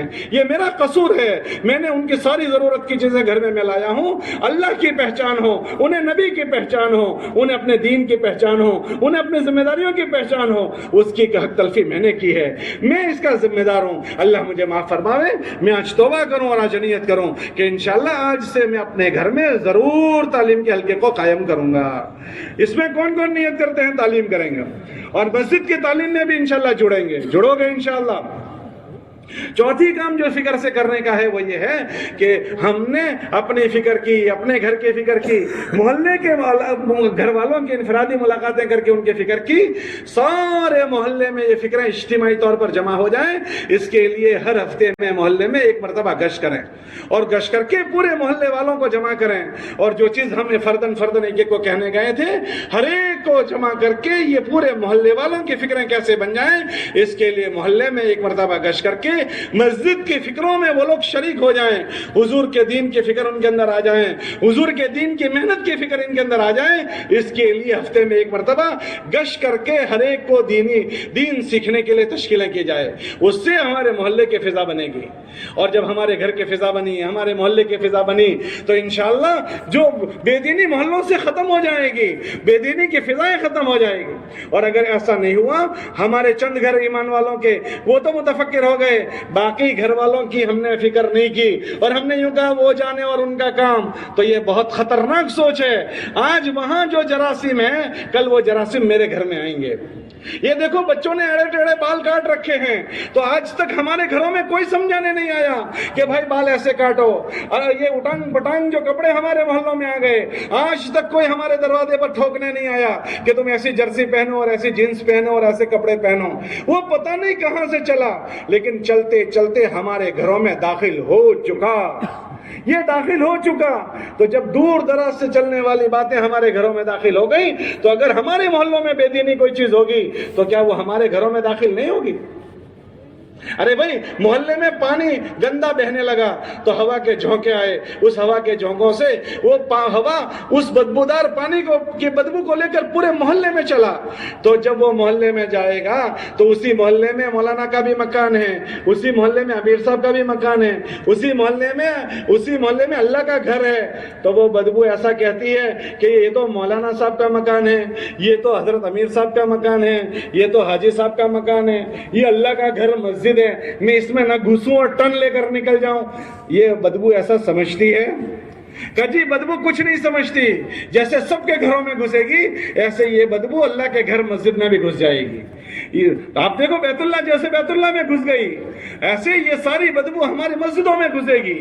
آج ہماری مسجدیں خرافات سے نہیں بچی ہے، ہمارا جوان مسجد میں بھی موبائل کھیلتا ہے، سنت نہیں پڑھتا، قرآن نہیں پڑھتا۔ کیوں؟ کیا ہوا کہ محلے کی بدبو مسجد میں گھسی ہے، ہوٹلوں کی بدبو، چوراہوں کی بدبو مسجد میں گھس گئی ہے کہ ہماری مسجد نہیں بچی ہے، حرم پاک نہیں بچا، حرمین شریفین نہیں بچے۔ حضور کے روزے پر سلام پڑھنے گئے ہیں، وہ آدمی تھرا جانا چاہیے، اس کے اوپر لرزہ آ جانا چاہیے کہ آقا کے دربار میں حاضر ہوا ہوں، زندگی میں نے حضور کے خلاف گزاری ہے، زندگی میں سنت نہیں ہے، حضور کا کام نہیں کیا ہے، پتہ نہیں میری حاضری میرے آقا کو پسند آئے گی نہیں آئے گی۔ ڈرتے ڈرتے سلام پڑھنے والا کہ اس کیفیت کے ساتھ جانا تھا، وہاں یہ ایمان والا آرام سے کھڑا ہو کر سیلفی لیتا ہے کہ جہاں اس کو لرز جانا تھا وہاں بجائے لرزنے کے یہ خرافات اللہ کے نبی علیہ السلام کے روزے پر لے کر جا رہا ہے۔ کعبۃ اللہ کے اوپر سامنے کعبۃ اللہ ہے، وہاں طواف خوش و خضو کے ساتھ کرنے کے بجائے وہاں یہ خرافات نے قبضہ ڈیرا ڈال دیا کہ وہاں موبائل کو چالو کر کے سیلفی لیتا ہے، اپنی گھر والی کے کندھے پر ہاتھ ڈال کر کھڑا ہوا ہے کہ ان جگہوں کی عظمت کو بھول چکا کہ باہر کے خرافات اندر داخل ہو چکے. جب بیت اللہ جیسا بیت اللہ نہیں بچ پاتا اور حرمین شریفین نہیں بچ پاتے، میرا اور آپ کا گھر کیسے بچے گا؟ تو ہم یہ نہ سوچیں کہ بھئی وہاں ہو رہا ہے ہونے دو. نہیں، اگر محلوں کی محنت نہیں ہوئی تو محلوں میں جو جراثیم اٹھائیں گے وہ میرے اور آپ کے گھر میں آئیں گے. ہاں، محلے میں کیچڑ ہو گیا، بھئی میرے گھر میں کیچڑ نہیں ہے، میری گاڑی اسی کیچڑ میں سے آنی ہے، میں نماز پڑھ کر آؤں گا، میرے چپل اسی کیچڑ میں سے آنے ہیں، میرے بچے اسکول سے آئیں گے، میرے بچے مدرسوں سے آئیں گے، انہی کیچڑ سے گزر کر آئیں گے. وہ کیچڑ میرے گھر میں آنا اور آنا ہے. تو ہم یہ نہ سوچیں کہ جہاں ہو رہا ہے ہونے دو، ہم اپنی مضبوط نظام بنائیں، ہماری محنت سے کوئی گھر نہ چھوٹے. ہاں، اس کے لیے گھر گھر جا کر ملاقاتیں کرنا، ہفتے میں ایک مرتبہ گشت میں شریک ہونا، ہر ایمان والا اس کو اپنے ضرورت کی چیز سمجھے اور پورے محلے والوں کو یہ فکر دینا. اس سے ہم اپنی ذات سے سنبھلیں گے، ہمارا گھر سنبھلے گا، ہماری مسجد کے اطراف کے محلے سمجھیں گے. پھر اس کے بعد ہمارے بزرگ فرماتے ہیں کہ مسجد کے اطراف کے دوسرے محلوں کی فکر کرو، ورنہ وہاں کی بے دینی ہمارے وہاں آئے گی. ہاں، وہاں کی بے دینی ہمارے وہاں آئے گی. اس کے لیے دوسرا گشت کرو. اپنے محلے کے اطراف کی جو کمزور مسجدیں ہوں، جس طرح آپ نے محنت کر کے اپنی مسجد میں یہ ساری چیزیں شروع کی، ایسے اپنے مسجد کے اطراف کے سارے محلوں میں یہ دین زندہ ہو جائے، اس کی فکر کرو. ہاں، کیا ایمان والا ایمان والے کا بھائی ہے. ہمارے نبی نے فرمایا کہ تم میں سے کوئی آدمی اس وقت تک مومن نہیں ہوگا جب تک اپنے بھائی کے لیے وہ چیز پسند نہ کرے جو اپنے لیے پسند کرتا ہے. ہمارے نبی کو اللہ نے اپنی ذات کا حکم دیا، قو انفسکم، اپنے گھر والوں کا حکم دیا، واہلیکم نارا، اپنی فکر کرو، گھر والوں کی فکر کرو، پھر اپنے رشتہ داروں کی فکر کرو. ہاں، وانذر عشیرتک الاقربین، اپنے خاندان والوں کی، پھر اس کے بعد مکے والوں کی، ولتنذر ام القری، مکے والوں کی، پھر اس کے بعد مکے کے اطراف میں رہنے والوں کی، ومن حولها، کہ ہم اپنی گشتوں کے ذریعے سے اپنے اطراف کے رہنے والوں کی فکر کریں گے. وہ ہمارے بھائی ہیں. ایک ایمان والا بھی جہنم میں جائے ہم اس پر راضی نہیں ہیں. یہ ایمان والا بے دینی کے ساتھ زندگی گزارے ہم اس پر راضی نہیں ہیں. اس کے لیے جو ہمارے پاس عمل ہے وہ دوسرے گشت کا عمل ہے کہ دوسرے گشت کے ذریعے سے ہماری پوری مسجد کی جماعت اس دوسرے گشت کے لیے کوئی مسجد مانگ لیں اور 2, 2.5, 3 مہینے اس مسجد پر جم کر محنت ہم کریں کہ وہاں ایمان والے ہیں لیکن وہاں اس محلے میں کوئی دین کی محنت نہیں ہے. اگر اس محلے میں کوئی دین کی محنت نہیں تو بے دینی اس ایمان والوں کے گھروں کو کھا جائے گی. ہم نے جیسے ٹارگٹ بنا کر اپنی مسجد کے اطراف کے مکانوں میں محنت کی، ایسے ٹارگٹ بنا کر اس محلے کو اپنے محلے میں شامل کر لیں. ہمارے 200 مکان ہیں، اس مسجد کے اطراف میں 100 مکان ہیں، ہم اس کو اپنی مسجد میں شامل کریں. 200 اور 300 جیسے روزانہ کی محنت ہم اپنی مسجد میں کرتے ہیں، ایسے جہاں دوسرا گشت ملا ہے وہاں جا کر بھی ہم روزانہ ملاقاتوں کا نظام بنائیں. روزانہ 2.5 گھنٹے لگانے کے لیے جب ساتھی وہاں جائیں گے تو روزانہ ملاقاتیں ہوتے ہوتے اللہ پاک 2-2.5 مہینے میں اس مسجد والوں کو اس کی توفیق دے دیں گے. پھر ہفتے میں ایک مرتبہ پوری مسجد اور جماعت جا کر وہاں جب گشت کرے گی تو وہاں سے 3 دن کے لوگ ملیں گے، چلوں کے لوگ ملیں گے. اس کی برکت سے اللہ مسجد کے اطراف کے سارے لوگوں کو، بستی کے اطراف کے لوگوں کو دین اور دین والا بنا دے گا. اس لیے چوتھا کام جو ہمیں فکر سے کرنا ہے وہ 2 گشت، ایک اپنی مسجد کا اور ایک اطراف کا. یہ پورا مجمع طے کرے کہ انشاءاللہ ہم اس کو کریں گے. بھائی سب طے کرتے ہو کون کون کریں گے دونوں گشت؟ اور 5واں کام جو ہمیں فکر سے کرنا ہے وہ یہ کرنا ہے کہ ہمارے ضلع کی بستیاں، ہمارے ضلع کے سینٹر بستیاں، ہم نے اپنی فکر کی، ہمارے بستی والوں کی کون فکر کرے گا؟ اس کے لیے ہر مہینے میں ہر ذمہ دار ساتھی اپنے ساتھ ایک معاون کو لیں اور مہینہ بھر محنت کر کے اپنے ساتھ 27 دن میں 3 دن کی جماعت بنائے. اور 3 دن کی جماعت جب وہ بنائے گا نا، ایک ذمہ دار ساتھی، اللہ پاک اس کی برکت سے 3 بڑے نفع ظاہر کرتے ہیں. ایک تو یہ خود آدمی اپنی ذات سے ذمہ دار تھا، جب اس کا وقت نہیں لگتا تو یہ کمزور ہو جاتا ہے. جیسے موبائل چارجنگ نہ کرو تو وہ ڈسچارج ہو جاتا ہے، اس سے بات نہیں ہوتی. ایسے یہ ایمان جو بنتا ہے وہ ایمان کی محنت سے بنتا ہے. جب یہ ایمان والا اپنا وقت لگائے گا نا تو اس کے ایمان میں چارجنگ ہوگا، اس کی فکروں میں تازگی آ جائے گی، اعمال کی فکریں آ جائے گی، ایک وقت لگانے سے اس کو یہ نفع ہوگا۔ دوسرا، جب یہ ذمہ دار اپنے ساتھ اپنے 3 دن لگانے کو طے کرے گا تو اس کے محلے کے 10-15 نوجوان تیار ہوں گے، جن نوجوانوں پر 3 دن میں ہمیں دین زندگی میں لانے کی محنت کرنے کا موقع ملے گا کہ اس مرتبہ گئے 15 آدمی آ گئے، دوسرا ساتھی گیا اس کے ساتھ 15 آدمی آئے، اب محلے کے نوجوانوں کو دین بھرنے کا ہمیں موقع ملا ہے، یہ دوسرا نفع ہوگا۔ یہ 3 دن جب ہمارے ساتھ لگا کر آئیں گے، دینی ذوق بنے گا، دینی شوق بنے گا، وہ ہمارے محلے میں ہمارے مددگار بنیں گے، ہمارے ہاتھ پیر بازو بنیں گے، اور اسی کے ذریعے سے ہمارے محلے کی فضا بنے گی۔ اور تیسرا نفع یہ ہوگا کہ جب یہ ذمہ دار 3 دن کی جماعت لے کر اطراف کی بستیوں میں جائے گا تو اطراف کی بستیوں میں اس کے 3 دن کی برکت سے وہاں مسجدوار جماعت بنے گی، وہاں تشکیلیں ہوگی، وہاں بھی حرکت وجود میں آئے گی، تو اس کی حرکت سے بستیوں میں بھی حرکت آئے گی۔ اس لیے شیطان کوشش یہ کرتا ہے کہ ذمہ دار ساتھی 3 دن ہی نہ جائے، جب یہ 3 دن جائے گا تو سارے کام ہوں گے، تو اسی کو کسی طرح معذور بنا دو، اسی طرح اس کو کمزور کر دو اور معذور بنا کر اس کے 3 دن سے روک لو، تو نہ رہے بانس نہ بجی بانسوڑی، کہ اس نے بانس بنایا اور پوری دنیا میں بانسوڑی بجا رہا ہے، کہ یہ اپنی ذات سے کھڑا ہوا تو پتہ نہیں 20-50 لوگوں کو کھڑا کرے گا۔ اب اس کو کیا کرو کہ اسی کو کسی عذر کر کے گھر بٹھا دو، کیونکہ وہ تبلیغ سے منع نہیں کرے گا کہ مجھے 3 دن نہیں جانا، لیکن یہ اس کو عذر کرنا سمجھائے گا۔ ہاں، عذر کرنا۔ شیطان جو ہے شیطان وہ جانتا ہے کہ یہ نماز نہیں چھوڑے گا، تو جب آدمی جماعت سے لوٹ کر آتا ہے نا تو اس کو تبلیغ نہیں چھوڑواتا، آہستہ آہستہ ایک عمل کمزور کرتا ہے، پہلی صف میں سے دوسری صف میں، دوسری میں سے تیسری میں، چوتھی میں، پھر اکیلا نماز پڑھتا ہوتا ہے، پھر نماز چھوڑنے والا بنتا ہے۔ یہ دانت گرتے ہیں سارے ایک ساتھ نہیں گرتے، پہلے ایک ہلتا ہے، پھر دوسرا ہلتا ہے، پھر چوکٹا نیچے آ جاتا ہے۔ دیوالیں گرتی ایک ساتھ نہیں گرتی، اینٹیں ہلنا شروع ہوتی ہے۔ ایسے یہ شیطان جو ہے نا وہ جانتا ہے کہ تبلیغ سے منع نہیں کرے گا، تو کیا کرو کہ اس کو ابھی عذر سمجھاؤ کہ ہاں گش میں تو جانا تھا، 3 دن تو جانا تھا، لیکن تجھے شوگر ہو گئی ہے، 3 دن تو جانا تھا لیکن ابھی تیرا بلڈ پریشر بڑھا ہوا ہے، 3 دن تو جانا تھا لیکن تیرے ابا گھر میں بیمار ہے، اور وہ دوسرے بھائی جو ہے نا وہ خدمت نہیں کر رہے ہیں، تو تیرے ذمہ خدمت ہے، تو چلا جائے گا تو ابا کو کون کھلائے گا پلائے گا؟ قسم کے عذر سمجھاتا ہے۔ اب یہ بلڈ پریشر کے ساتھ دکان روز جا رہا ہے، جماعت میں نہیں جا رہا، یہ بلڈ شوگر کے ساتھ بازار میں جاتا ہے، روزانہ ایک گاؤں سے دوسرے گاؤں جاتا ہے۔ شیطان جو ہے نبیوں سے پہلے پیدا ہوا ہے، نبیوں سے پہلے اس نے آدم علیہ السلام سے لے کر سارے نبیوں پر محنت کی ہے، سارے ولیوں پر، تو ہماری بھی نبض دباتا ہے، کسی کی نبض بیوی کے نام کی دبا دیتا ہے، کسی کے بچوں کے نام کی، کسی کے جاب کے نام کی، کسی کے شوگر کے نام کی، کسی کے بلڈ پریشر کے نام کی، کسی کے گھٹنے دکھتے ہیں اس کے نام کی، کسی کے کمر دکھتی ہے اس کے نام کی، وہ اس کے تبلیغ کے علاوہ سارے کام سب کرتا ہے، باقی عذر سارے تبلیغ میں آ گئے، وہ سب کے نبض زبانہ جانتا ہے۔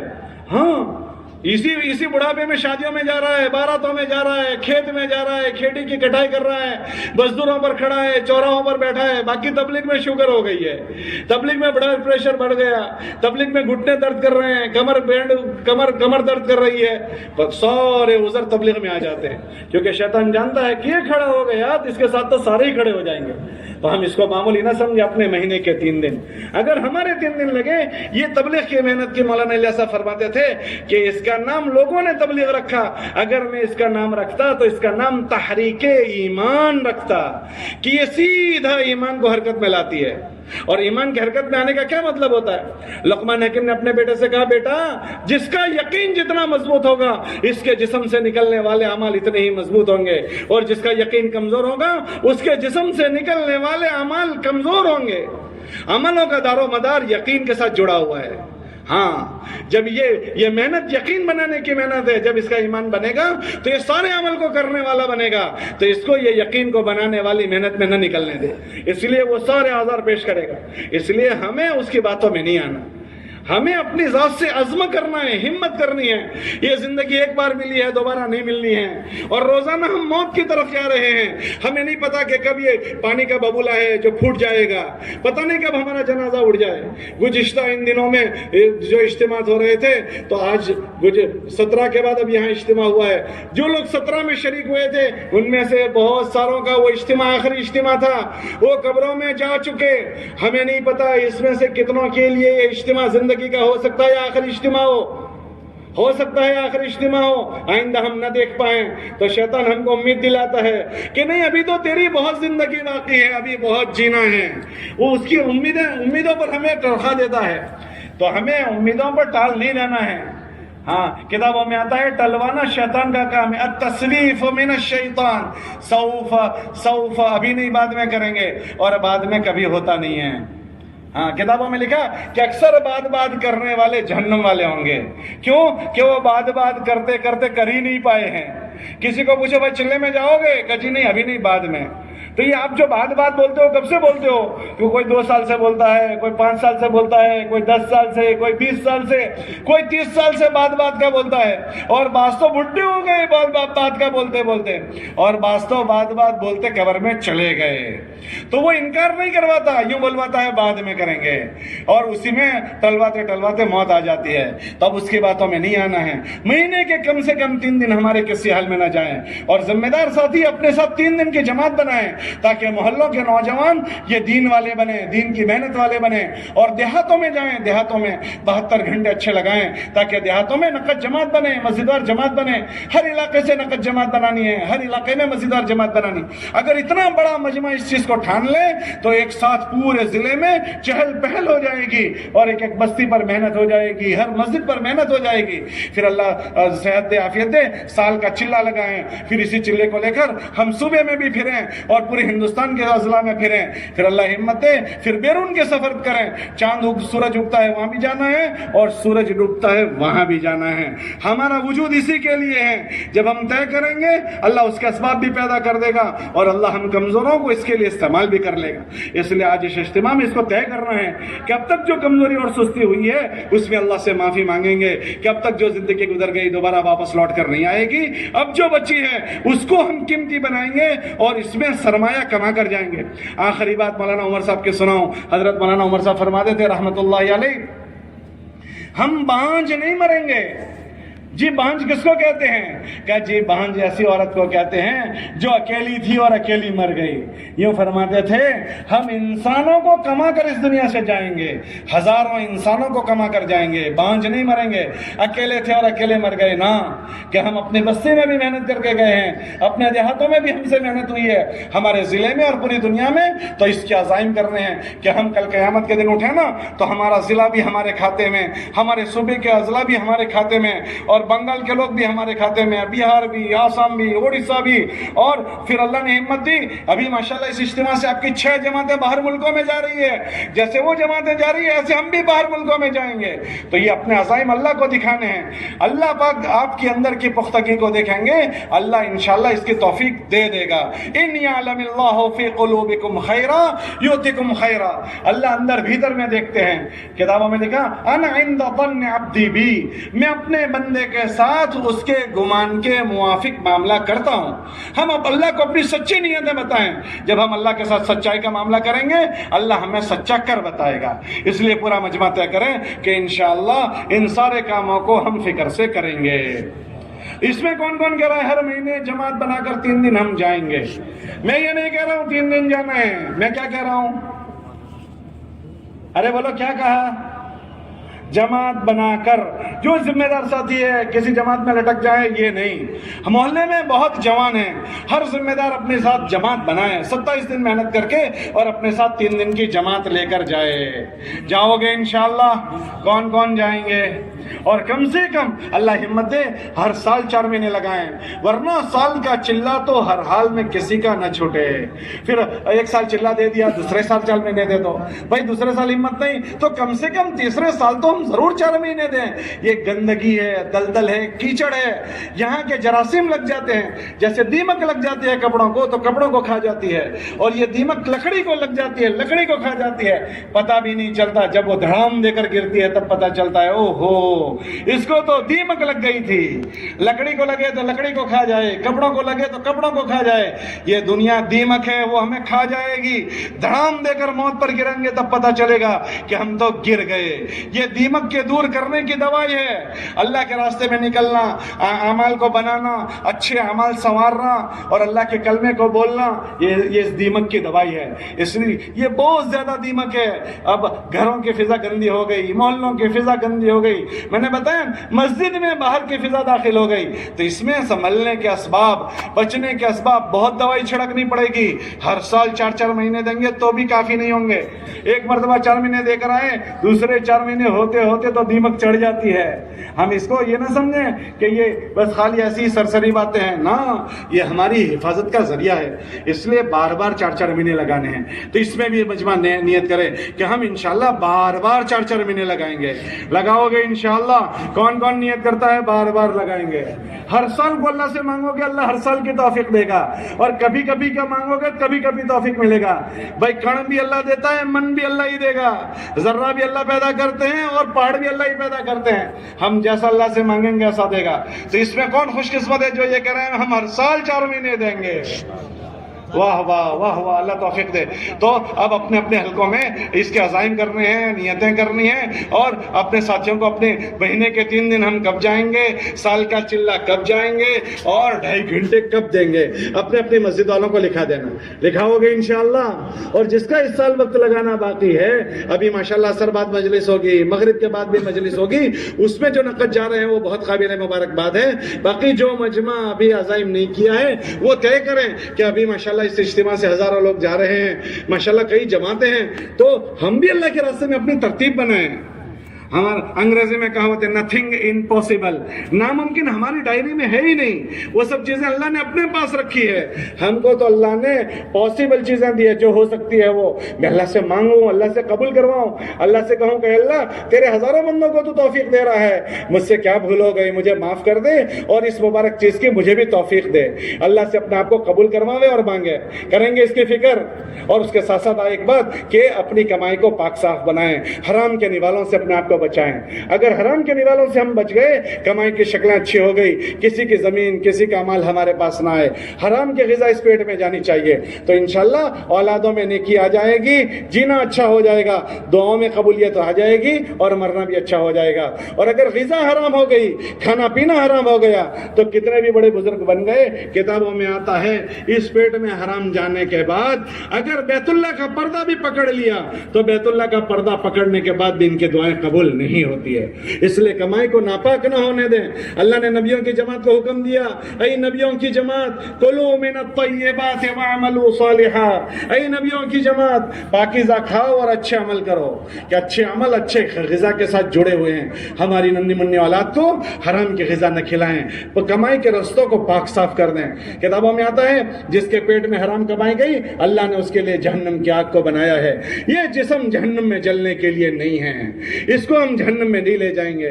मुकद्दर की रोटी बोटी खानी है, हराम का जमा करके मर जाना है, किसके लिए छोड़कर जाएंगे? अपने लिए जहन्नम तैयार की और औलाद के लिए जहन्नम तैयार करके जाएंगे। हराम की ग़िज़ा उनके लिए छोड़कर जाएंगे। इसलिए कमाई के नक्शों को पाक करें। मीरास अगर किसी की बाकी है दे दें, वो लोगों के हुकूक हैं, अगर हमने अदा नहीं किए सख्त उसकी वईद है। कल क़यामत हम तो ऐसे ही छोड़कर चले जाएंगे। मिसाल के तौर पर मेरे बाप ने मीरास अदा नहीं की, मेरा बाप जालिम है, मेरे बाप ने अपने भाइयों की जमीन गसब कर ली थी, मेरे बाप ने अपने भाइयों का हक अदा नहीं किया, अब मेरे पास आई है, मैं भी जालिम बन रहा हूं और मैं इसी तरह अपने बच्चों को देकर जाऊंगा, तो ये हराम दर हराम चलेगा। इसलिए इन अमाल में मशगूल होना है और हराम से अपने आप को बचाना है। तो इंशाअल्लाह जिएंगे तो अच्छा अल्लाह जिलाएगा और मरेंगे तो अच्छा मरना हो जाएगा। सब नियत करते हैं कि इंशाअल्लाह इसके भी फिक्र करेंगे। अल्लाह हमें इसकी तौफीक दे, कबूल फरमाओ। ठीक है, अब नमाज के